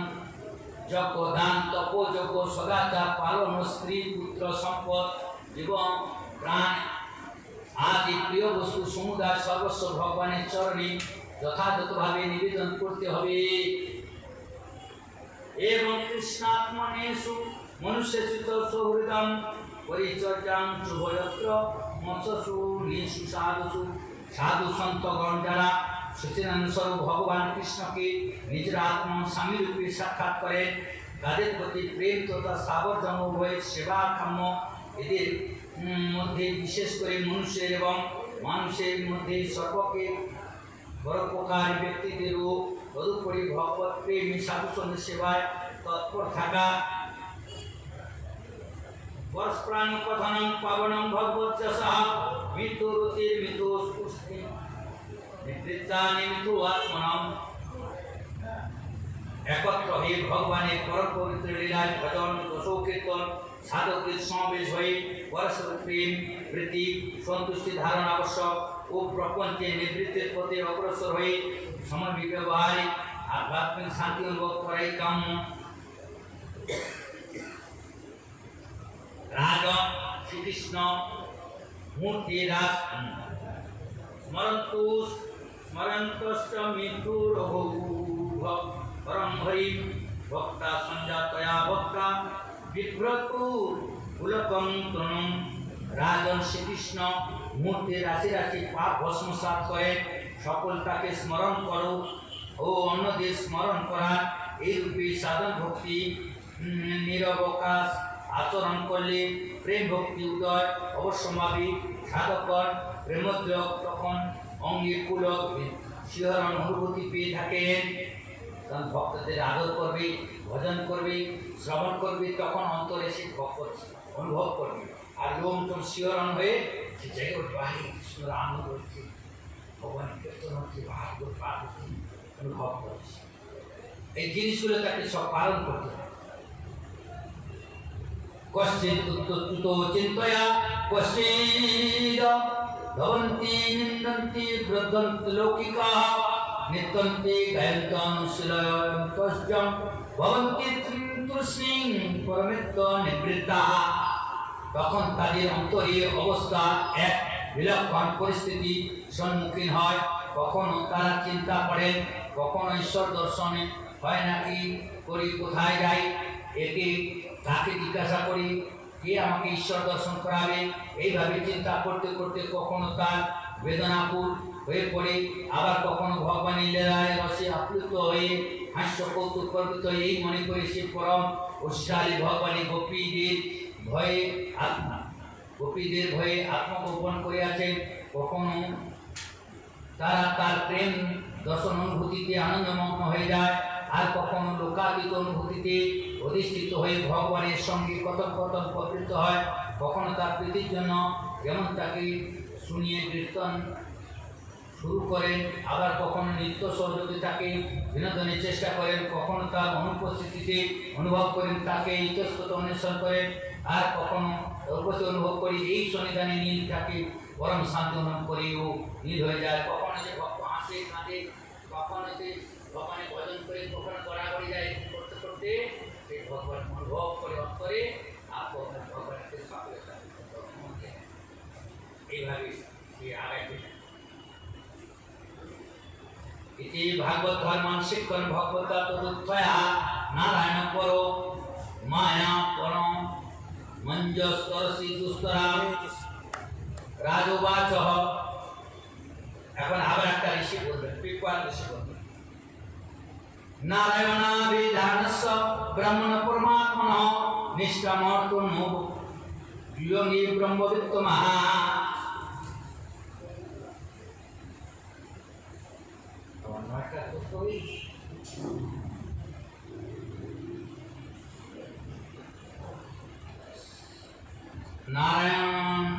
নারায়ণাভিধানস্য ব্রহ্মণ পরমাত্মনঃ নিষ্কামর্তুনো যোগী ব্রহ্মবিত্তমঃ।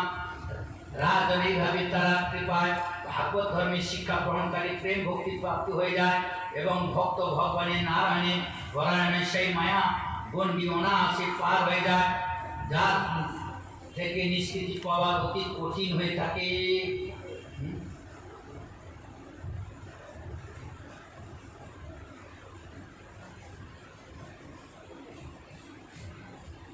विपणुवाच तद्भवो प्रलय हेतु हेतुरस्सः यत्स्वप्न जागरण सुसुप्ति सत्वहिष्टः भेन्द्रियानुषु सुहृदायानि सरन्ति येन सञ्जीवितानि तद्वेहि परम नरेन्द्र।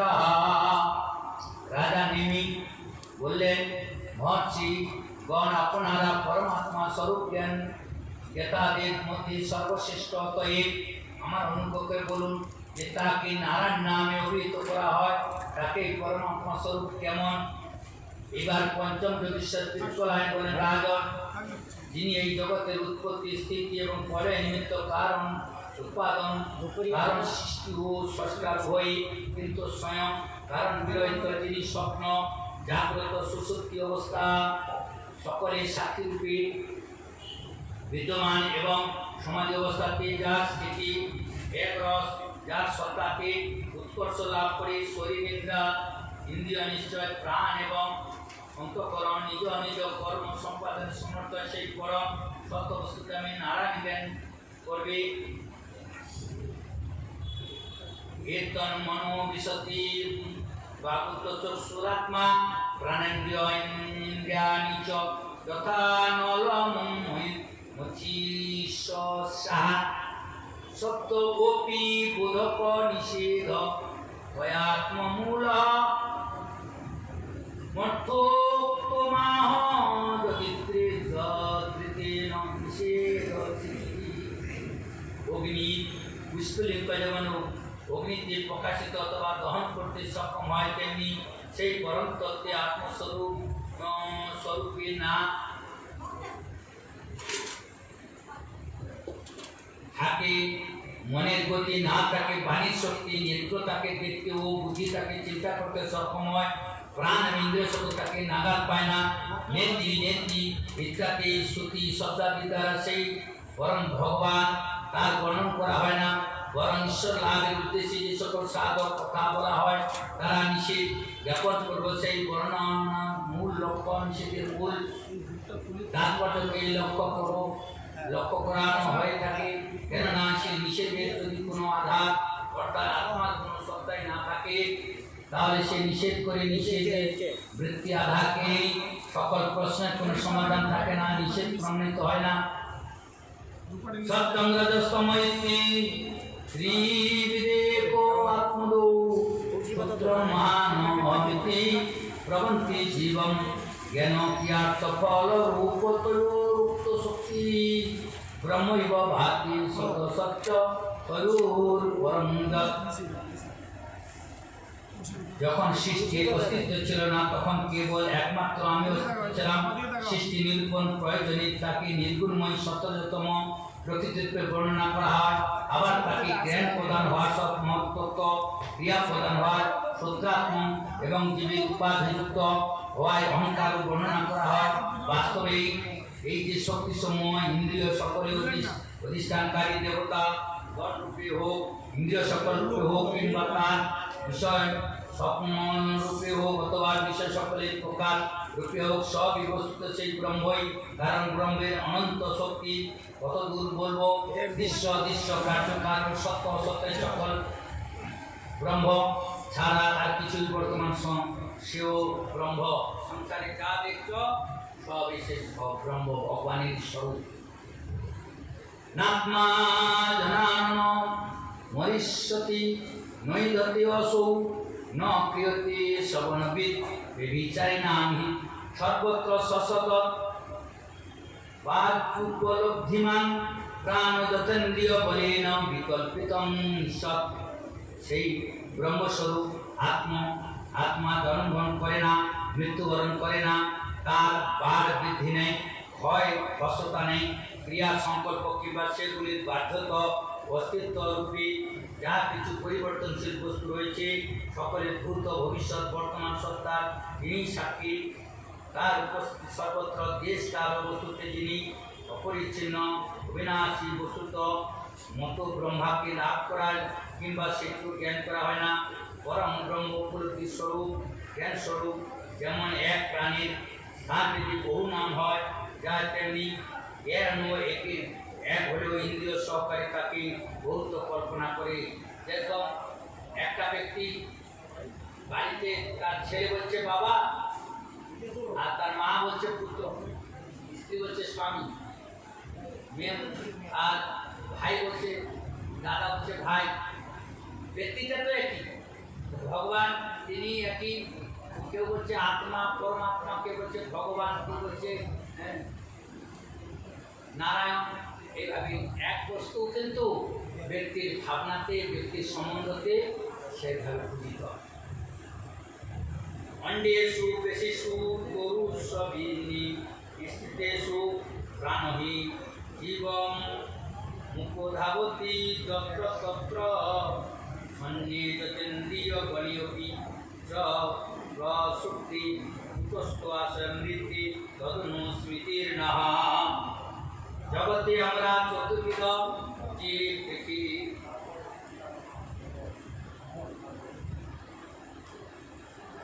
ডিম্বজাত, খগ, সর্পাদি চতুর্বিধ জীব। অন্ডজ, শ্বেতজ, উদ্ভিদ, জরায়ু। তাহলে ডিম্বজাত, খগকুল, খগ মানে পক্ষী, সর্পাদি গর্ভনারী, বন্ধনজাত পশুকুল, গর্ভের মধ্যে নারীকে জড়ায় থাকে পশু, মানুষ সকল, মেদিনী ভেদজাত বৃক্ষ, ধরিত্রীকে ভেদ করে বনস্পতি কুল, আর ধর্মজাত মদকুল, ঘাম হলে একটা পোকা, পচে গেলে পোকা, মদকুল মানে কৃমি। এই সকল জীবের শরীরের সঙ্গে প্রাণ শক্তি যুক্ত থাকে। শরীরের মধ্যে পার্থক্য বর্তমান থাকলেও প্রাণ সেখানে অভিন্ন থাকে। সুশক্তি অবস্থাতে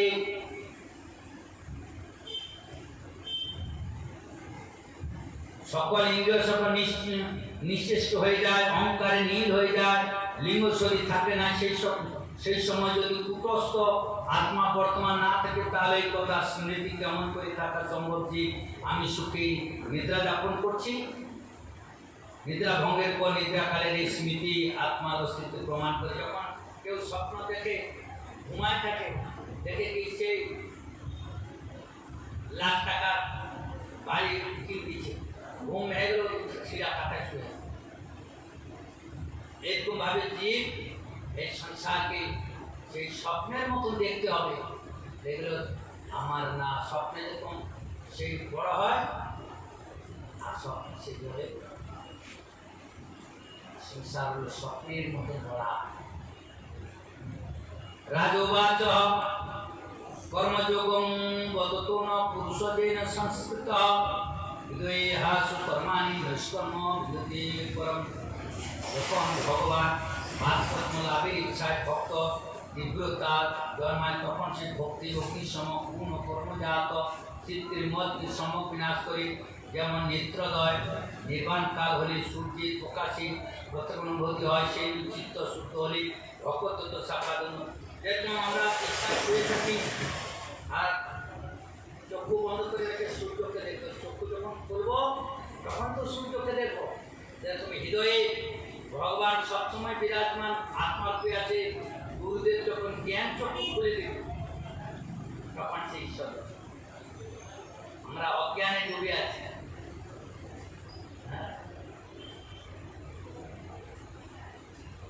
এবং প্রসন্ন মিশন পূর্ব মিচ্ছম পিতুরন দিকে না ভ্রুবন ব্রাহ্মণ পুত্রাস্তত্র কার নৌচতা। রাজা নেমে জিজ্ঞাসা করলেন, হে যোগীশ্বর, কর্মযোগঙ্গতং ন পুরুষ যেন সংস্কৃত বিধয়াসু কর্মাণি নৈষ্কর্ম নিন্দতি পরম। রাজা নেমে জিজ্ঞাসা করলেন, হে যোগীশ্বরগণ, এখন আপনারা আমাকে কর্মযোগ উপদেশ দান করুন, যার দ্বারা সত্য হয়ে মানব অবিলম্বে পরম নৈষ্কর্ম অর্থাৎ কর্তৃত্ব কর্মফলে নিবৃত্তিকারী জ্ঞান লাভ করবে। এবার সেই প্রশ্নই আমি আমার পিতৃদেব মহারাজ ইক্ষাকুল প্রসিদ্ধ ব্রহ্মার মানসপুত্র সনকাদি ঋষিদের করেছিলাম। তারা সর্বজ্ঞ হওয়ায় সত্যি আমাদের প্রভুত্তর দেয়নি। কেন দেয়নি এই কথা অনুগ্রহে বলুন। আবিরত্রবাচ কর্মা কর্ম বিকর্মেতি বেদবাদুনো লৌকিকীম বেদস্য ঈশ্বরাত্মকা তত্র মুদ্যন্তি সুরয়। এইবার ষষ্ঠ জ্যোতিষ্বর আবিরুদ্র বলে, রাজন কর্মশাস্ত্র বিহিত কর্ম অকর্ম নিষিদ্ধ এবং বিকর্ম বিহিতের উল্লঙ্ঘন এর বিচার কেবল বেদ দ্বারাই সম্ভব। লৌকিক রীতিতে ব্যবস্থা করা হয়। বেদ অপরিসীয় অর্থাৎ ঈশ্বর স্বরূপ, তাই বেদের তাৎপর্য নিরূপণ অবশ্যই সূক্ষ্মকীন কার্য। অতি বিদ্বান ব্যক্তিগণ বেদের অভিমান নির্ণয় করে ভুল করে থাকেন। তখন তুমি বয়সে ছোট অল্প বুদ্ধি, তাই অনধিকারী জ্ঞানী সনকাদের শিখন তোমার প্রশস্ত দানে বিরত থাকে।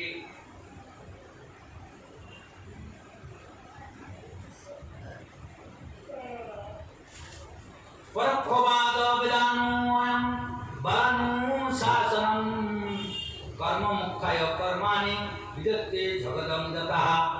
এই বেদ পরোক্ষবাদ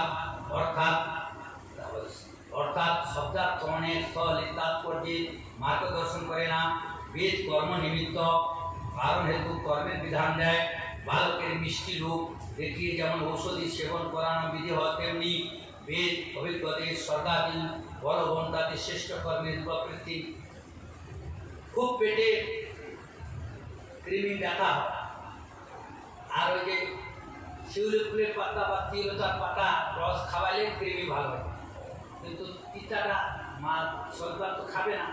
বলে দেখ, তুই যদি এই ওষুধটা খাই তোকে এই বড় লাটুটা দেবে। লোক দেখায় মায়ের, তাড়াতাড়ি খা। তখন চোখটুকু বন্ধ করে সেই ওষুধটা গিলে নেয় না। সেরকম সাধারণ লোককে বলে এই কর্মটা করো স্বর্গে যাবে, এই কর্মটা করো রাজ্য পাবে, এই কর্মটা করো পুত্র হবে, এই ব্রতটা করো এমুক হবে, এবং তাকে প্রলোভন দিয়ে আর এই ভাগবত কথা শোনা হয়। তাকে তার অবিদ্যার মায়ার যে রোগ ধরেছে সেটা থেকে তাকে নিবে।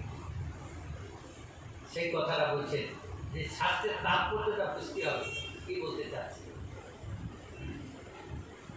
মহারাজ বলতেছেন যে কমিটি বলছেন যে ভাগবত শুনতে আসো, মহাপ্রসাদ দেওয়া হবে দুপুরে পেট ভরে। যে ভাগবত শুনবে সে প্রসাদ খাবে। যারা একটু কম বুঝে যাই তো মহাপ্রসাদ তো পাবো, একটু বসে থাকি না, তাতে কি হবে? কিন্তু এখানে ভগবানের কথা তার কানে ঢুকলো, তারপর লাগবে। হ্যাঁ,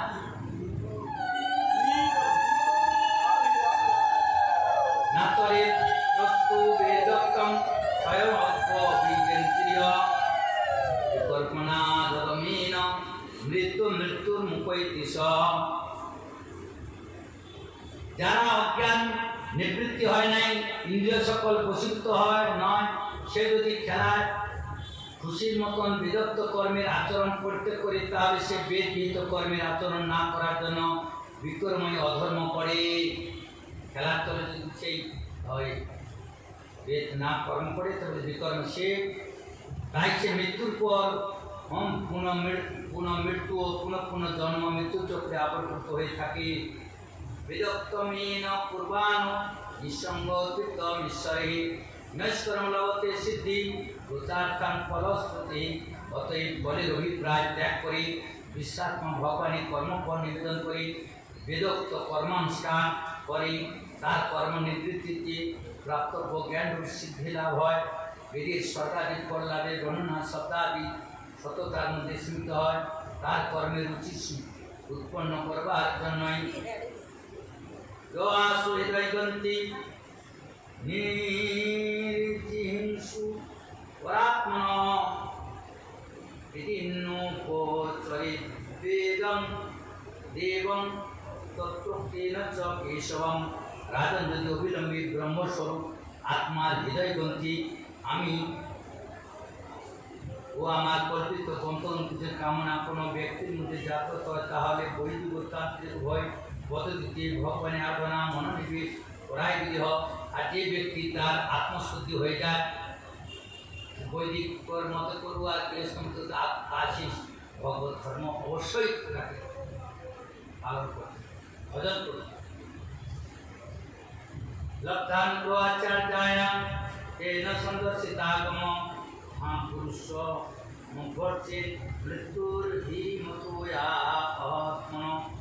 প্রথমে সেবাদি সহযোগী গুরুদেবের দীক্ষা প্রাপ্তি, তারপর তার কাছ থেকে অনুষ্ঠান বিধি শিক্ষা অনুগ্রহী বিদেহ ভগবানের যে মূর্তি প্রিয় বোধ অবিষ্ট মনে তার পূজা মাধ্যমে পুরুষোত্তম ভগবানের পূজা করাই সঠিক পথ। শ্রুতি সম্মুখে মাসিন প্রাণ সংযোগ মনাদিবি ইন্দ্রং শুদ্ধ সন্ন্যাস পিতরভূ ওম জয় হরিমহ।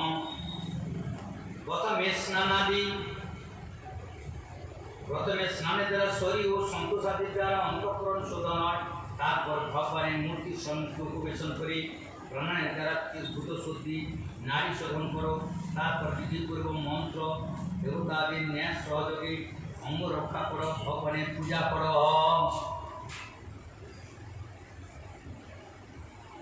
প্রসাদ হৃদয়ে চাপি তদালব্ধ প্রচার হয়ে ব্যাপী তৎমলিঙ্গানি নিষ্পটত শাসনম। প্রথম ক্রিয়া পুষ্পাদি পদার্থ প্রতি টিকাদি জরুরকরণ ও পূজা স্থান সম্মার্জন। আগে পূজা স্থানকে মার্জন করবি, তারপর ফুল আদি নিয়ে আসবি, চন্দন ঘষবি। ভগবানের পূজা নিমিত্ত পূজা কর্মে পূর্বে ব্যবহৃত আধার সকলে স্থাপনা করে পূজার বাসন স্থাপনা করতে হবে। পুনঃ পূজার কাজে উপযুক্ত করা প্রয়োজন। তারপরে মন্ত্রোচ্চারণ পূর্ব আসনে জল নিক্ষেপ ও বাদ্যগ্রহ আদি পাত্র সকল স্থাপন করো। অতঃপর একাগ্রচিত্ত হয়ে হৃদয়ে ভগবানের ধ্যান করে তাকে সম্মুখে স্থাপিত শ্রীমূর্তির মধ্যে চিন্তা করো। তদন্তরে হৃদয় মস্তক শিখাদি হৃদয় নম শিরশিষা মন্ত্র উচ্চারণ পূর্বক ন্যাস ও ইষ্টদেবীর মূল মন্ত্র দ্বারা দেশকাল অনুভব অনুকূল পাত্র পুজো সামগ্রীর দ্বারা প্রতিমা আদিত্য অথবা হৃদয়ে পূজা করা কর্তব্য। পূজা করতে বসলে যে নিয়মগুলা সব বলে দিল। পদ্ধতি শুন প্রকল্পার্থ সন্নিধাপ্য সমাহিত হীরা দেবী কৃত নাশ মূলমন্ত্রেণ চার্চয়ে সাঙ্গ প্রাঙ্গং পার্শ্বদাং তাং মূর্তি সমন্ত্রতঃ পাদ্যার্ঘ চমনীয়ং নারুদৈ স্নানবাস বিভূষণৈ নিজ উপাস্য বিগ্রহে হৃদয়াদি অঙ্গ আয়ুধাদি উপাঙ্গ পার্শ্বদ মূল মন্ত্র দ্বারা পাদ্যগ্র আচমন মধুকর্প স্নান বস্ত্র ভূষণ গন্ধ পুষ্প দধি অক্ষত ওম ললাটিকা মালা ধূপ দীপ নৈবেদ্যাদি দ্বারা বিধিবৎ পূজা করো। তারপর স্তোত্র দ্বারা স্তুতি সহকারী সপরিবারে ভগবানের শিহরের সম্মুখে প্রণাম নিবেদন করো। পূজার তিথিটা বলছে বন্যমাল্য ক্ষত সভি ধূপ দীপ উপহারপে সাঙ্গ সংকুচ্চ বিবিধ বিধিবৎ স্তবে স্তুতা নমেদ্ধরি আত্মনং তন্মং জ্ঞানং মূর্তি সংযুগয়দ্ধরে শিশামদায় শিরসি সাধ্যম ভাষ্য সৎকৃতম এবমগ্ন পতুয়াৎ গতিত হৃদয়ে যতীশ্বর আত্মন মরিরান্মুচ্যতে হি সহ। শ্রীহরি শিব বিগ্রহের পূজার সময় স্বয়ং ভগবত চিন্তায় মগ্ন থাকায় বিদেহ নির্মলকে মস্তকে রেখে প্রেম সহকারে ভগবত বিগ্রহ যথাস্থানে স্থাপন পূর্বক পূজা সমাপন বিদেহ। এইভাবে যে ব্যক্তি অগ্নি সূর্য জল ইত্যাদি এবং হৃদয়ে আত্মসহরিতে পূজা করে সে হচ্ছে এই মুক্তি লাভ করে। এটি শ্রীমদ্ ভাগবতী মহাপুরাণে পঞ্চমীতায়াম তৃতীয় অধ্যায় শ্রীমন্ মহর্ষি বেদব্যাস পঞ্চমীতায়াম ভাগবত পুরাণে একাদশ স্কন্ধে তৃতীয় অধ্যায় বর্ণনা সমাপ্ত।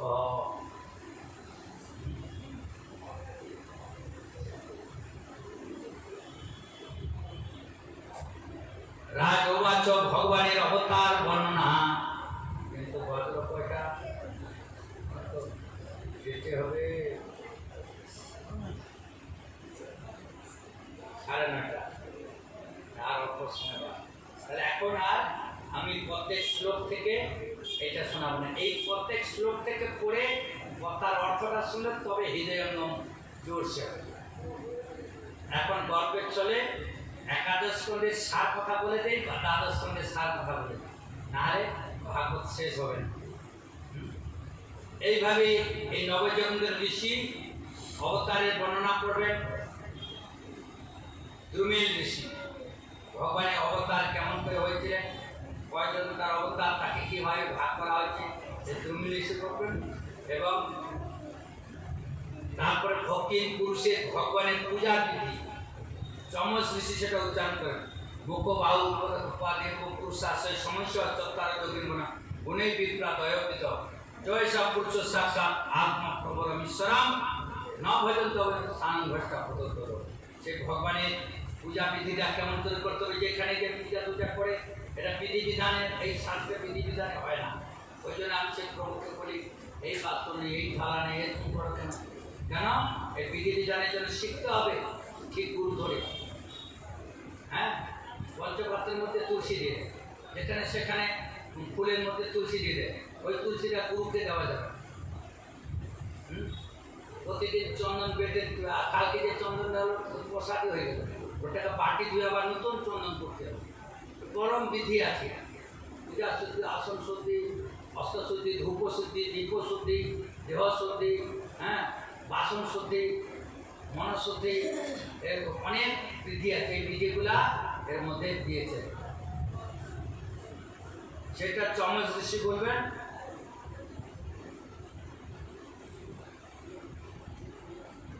লোকে ব্যবসায়ী মধ্য সেবা নিত্যন্তু তত্র চোদনা ব্যবস্থিতি বিবাহ চক্রম সুরাত্মায়ী রাসনিষ্ঠা। ওই যে মন সংহিতা সেদিন শ্লোকটা বললাম যে সাধারণ লোকের রুচি বেদ বিহিত সেই সকল কর্মের নির্দেশ আছে যাতে মানব স্বাভাবিকভাবে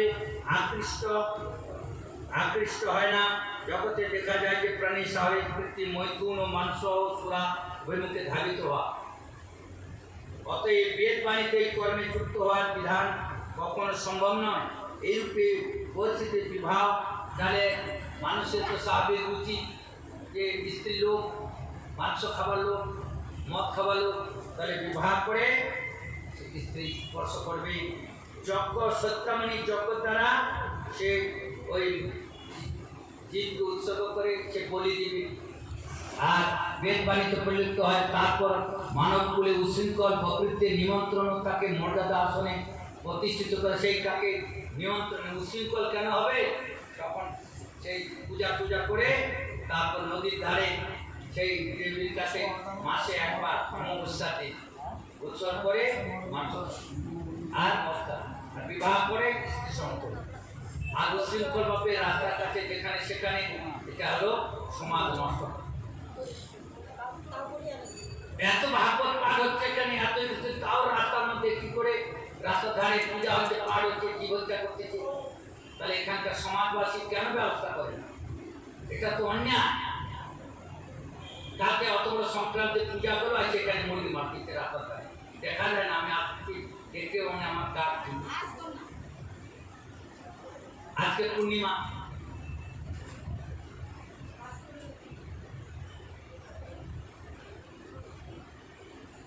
এই সমস্ত কথা সুন্দর করে শ্রবণ করতে হবে এবং তার জন্য বিধিবিধান করে।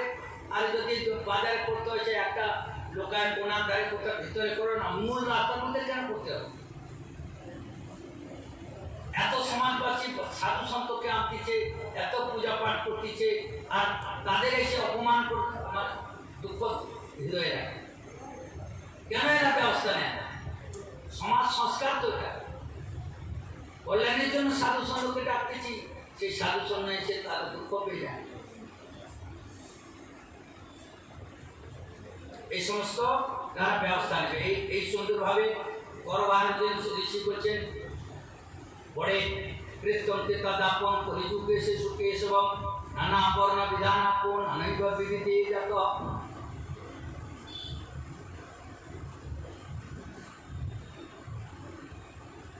এবার নমন যোগেশ্বর করবাহার বলেন, রাজন চতুর্যুগ হল সত্যতে তদাপন কলি যুগে ভগবানের রং নাম আকৃতির পরিবর্তন করে আসে। পূজার বিধি কি? এই যে একদিকে একভাবে ভগবানের পূজা হয়, সেটা সে করবাহার ঋষি বলবেন।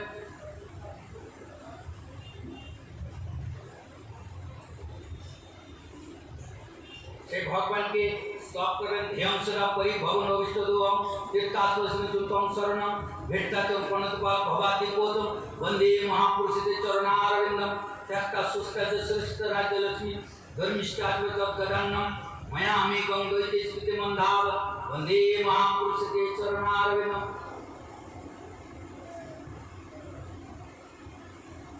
কেমন করে জীব কেউ যদি বৈষ্ণব হয়েছে তার কর্তব্য হলো পঞ্চ ঋণে ঋণী হয়, পিতৃঋণ, দেব ঋণ, ভূত ঋণ, ঋষি ঋণ। তাহলে সেই ঋণ যে শোধ করে না সে তো সাধু হয়ে গেল, সন্ন্যাসী। তখন সেখানে শ্লোকে বলছেন দেবর্ষি ভূতপ্ত নেয়াং পিতৃনাম নকিং করো নাই নিচ রাজন সর্বাত্ম শরণং শরণং গত মুকুটং করিত কীর্তন। সে যদি সর্বাত্ম সমর্পণ করে গোবিন্দের ভজনা করে দেবর্ষি ভূতপ্ত নেয়াং দেব ঋষি ভূত আত্ম নয় নিচ রাজন, তারা সবই সন্তুষ্ট হয়ে যায়। সর্বাত্ম শরণং শরণ, সে যদি ভগবানের কাছে আত্মসমর্পণ করেন তবে সে পবিত্র হয়ে যায়। সপাদমূলং ভজত প্রিয়স্য তত্তন্ন ভবস্য হরি পরেশ বিকর্ম তত্তোৎপত্তং কথঞ্চিৎ গুণোতি সর্বং হেতুসন্নিবিষ্ট। যদি প্রেমী ভক্ত অন্য সকল চিন্তা আস্থা বৃত্তি ও বৃত্তি ত্যাগ করে অনন্য চিত্তে নিজ প্রিয়তম ভগবানের পাপ ভজনা করেন তাহলে প্রথমত তার দ্বারা পাপ কর্মে লিপ্ত হওয়া সম্ভব হয় না। তবু যদি কোনো কারণে সে পাপ কর্মে যুক্ত হয়ে পড়ে তাহলে হৃদয়ে অবস্থিত পরম পুরুষ ভগবান শ্রীহরি সেই সুখ ধৌত করে হৃদয়ে শুদ্ধ করে দেয়। দেখা যায় যে কোনো গলায় মালা আছে, মাথায় তিলক আছে, মাথায় চটি আছে, পৈতা আছে, সেই সাধু একটা খারাপ কাজ কর্ম করে ফেলেছে, শাস্ত্র নিষিদ্ধ কর্ম করে ফেলেছে। কিন্তু সেই ভগবান তার হৃদয়ে বসে তাকে প্রায়শ্চিত্ত বিনা তাকে সতর্ক করে। বড় একটা গুরুর কাছে পাঠাই দেবে, মহান সাধুরা তাকে এমন উপদেশ দিবে তৎক্ষণাৎ সে পবিত্র হবে। বলে তুই সাধু হয়ে এই নিন্দনীয় কর্ম করছিস, সঙ্গে সঙ্গে তার কাছে ক্ষমা চেয়ে গুরুর কাছে তোদের মাথা মুড়িয়ে সে তখন শুদ্ধ হয়েছে। নারদ উবাচ ধর্মান ভাগবত নিত্যং সুত্তং মিথিলেশ্বরা জয়ান মুনিঅপিতু সোপায় পূজয়া। নারদ বলেন, হে বসুদেব, মিথিলা নরেশ রাজা নেমি 9 জন যোগীশ্বরের এইরূপ ভাগবত ধর্মের বর্ণনা শুনে পরম আনন্দিত হলেন। তিনি নিজ ঋত্বিকু আচার্যের সহযোগী ঋষভ নন্দন 9 জন যোগীকে পূজা করলেন। সেই রাজা সন্তুষ্ট হয়ে 9 জন ঋষিকে পূজা করলেন। इति श्रीमद्भागवते महापुराणे संहितायां एकादश स्कंदे पंचम अध्याय महर्षि वेदव्यासप्रणीत संहितां श्रीमद्भागवते महापुराणे एकादश स्कंद पंचम अध्याय समाप्तः।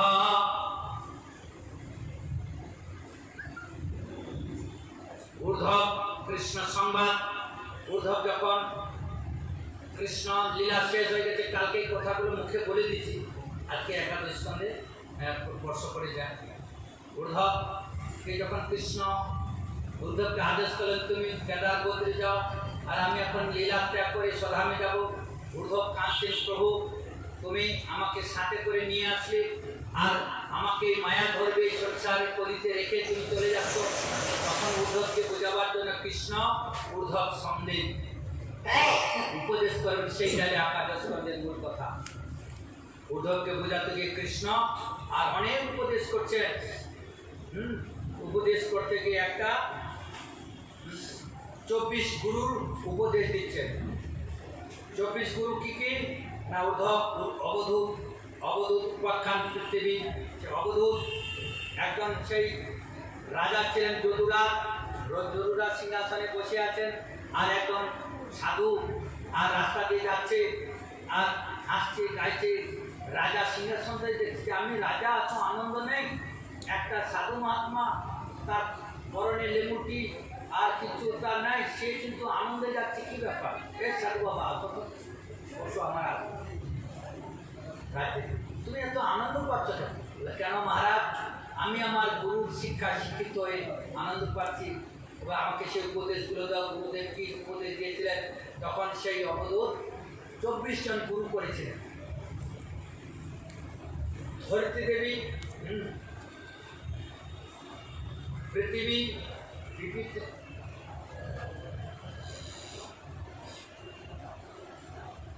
পৃথিবী, পায়রা, কন্যা, অগ্নি, জল, বায়ু এক এক করে এদের কাছ থেকে শিক্ষা নিলেন। পৃথিবীর কাছ থেকে শিক্ষা নিলেন। পৃথিবী বুকের মধ্যে সারা সংসারে ব্যক্তি পায়খানা পেশাব করছে, মাটি খুঁড়ছে, কত অত্যাচার করছে, গর্ত করে দিচ্ছে, কত কি করছে, তথাপি পৃথিবী দেবী একদম শান্ত ধৈর্যবান। আমি পৃথিবীর কাছ থেকে এই গুণটা লাভ করেছি। পৃথিবী দেবী মহা ধৈর্যবান।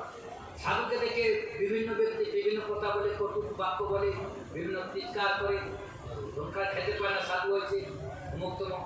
হ্যাঁ, আমি ধৈর্য ধারণ করি সেই পৃথিবীর কাছে। শিশুকে তার ভিতরে কোনো ভালো মন্দ দেশ পর কোনো ভাব নেই, সরল বুদ্ধি। এনাকে এক্ষুনি গালি দাও, আবার ডাকে চলে আসে কাছে। আমি শিশুর কাছ থেকে এই শিক্ষাটা লাভ করেছি, সরলতা। সাধুকে যেই ডাকে সেখানে চলে যা, তার আপন পর কোনো বোধ নেই।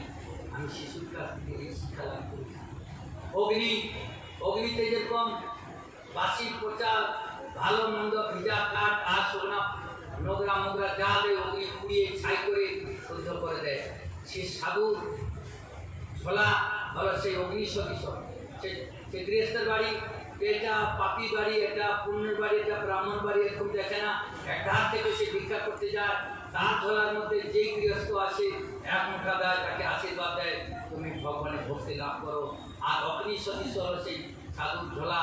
যেরকম গঙ্গাতে সবাই সব কিছু বিসর্জন করে, গঙ্গা তথা বিশুদ্ধ থাকে, আর সেই সাধুর হৃদয়ের ঝোলার মধ্যে যে যা দান করে অগ্নির মতো সেই শুদ্ধতা থাকে।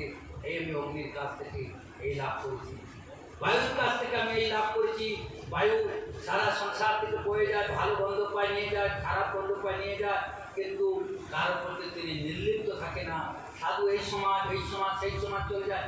রমতা যোগী বহতা পানি, সমুদ্রের জল যখন, নদীর জল যখন ঘাটে স্নান করলে সেই জলটা চলে যায়, ময়লা হয় না। সাধু সেতন এই দেশে একবার ভিক্ষা খায়, এখানে পাঠ করলো, আবার সেখানে গেল, আবার সেখানে গেল, তার সেরকম নদীর জলের মতন সে বিচরণ করে, তার কাছে কোনো ময়লা ধরে না, সে তার চিত্ত সবসময় নির্মল। আমি সেই নদীর কাছ থেকে সেই শিক্ষা লাভ করেছি। হ্যাঁ, এইভাবে তিনি 24টা গুরু করেছিলেন। আর যে অবধূত সেই 24 গুরুর কথা, তিনি 24 গুরুর মধ্যে একটা কন্যাকে গুরু করেছিল। সে কন্যা ছিল একটা যুবতী, এক বাড়ির কন্যা। সে প্রতিদিন বাড়িতে থাকে, তার মা বাবারা তার বিবাহের জন্য সংবাদ পাঠিয়েছে। আর সেই দিন তাকে বরণ করার জন্য তার বাড়িতে লোকজন আসছে, বাবা মা বাড়িতে না। তখন সেই কন্যা কী করলো, সেই তাদেরকে সৎকার করলেন, বসতে আশ্রয় দিলেন, পা ধোয়া জল দিলেন, মিঠা মিঠা কথা বললেন। হ্যাঁ, কিন্তু বাড়িতে চাউল নেই, বাবা মা নেই। সে বাড়ির ঘরে দেখতে তার চাউল নেই, কিন্তু ধান আছে।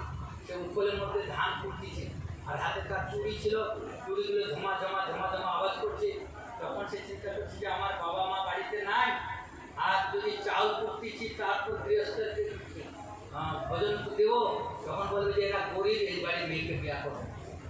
তখন সেই সত্যকে কমানোর জন্য হাতে চুড়িগুলো খুলে দিয়ে দুটা চুড়ি রাখে।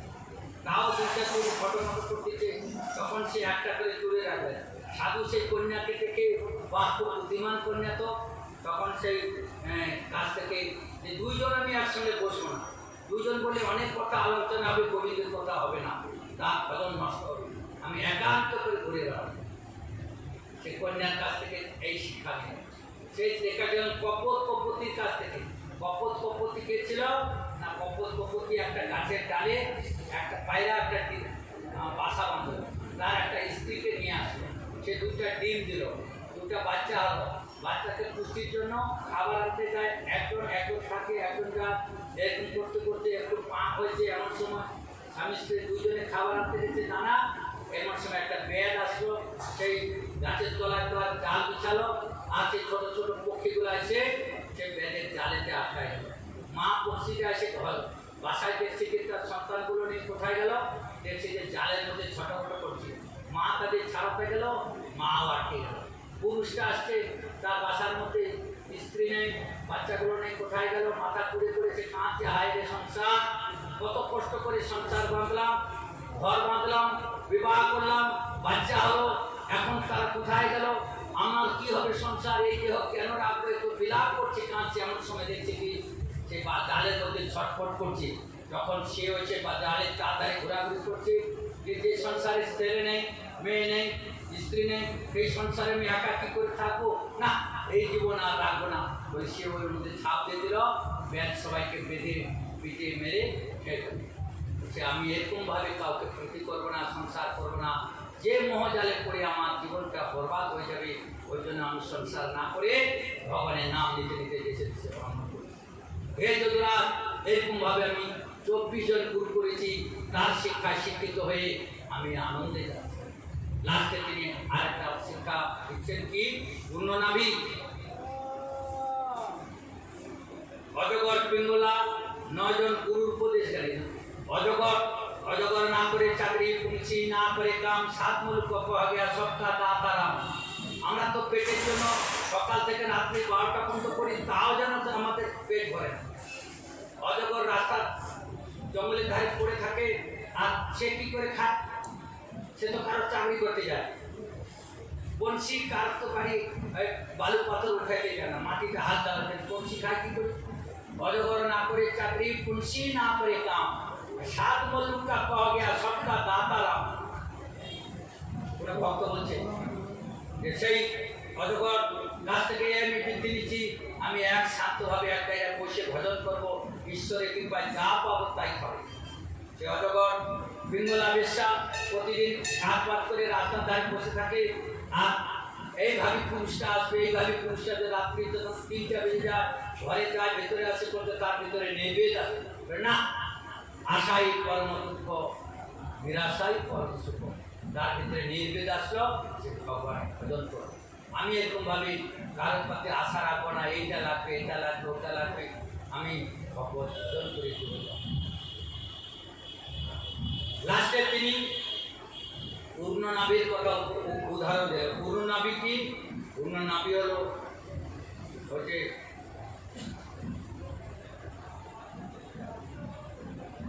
পূর্ণনাভী না, এখানে হলো ভিঙ্গি। পূর্ণনাভীর কাছেও শিক্ষা নিয়েছে। পূর্ণনাভী হলো মাকড়সা।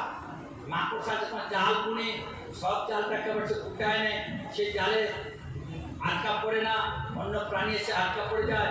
পৃথিবীতে ভগবান তিনিও সংসার সৃষ্টি করে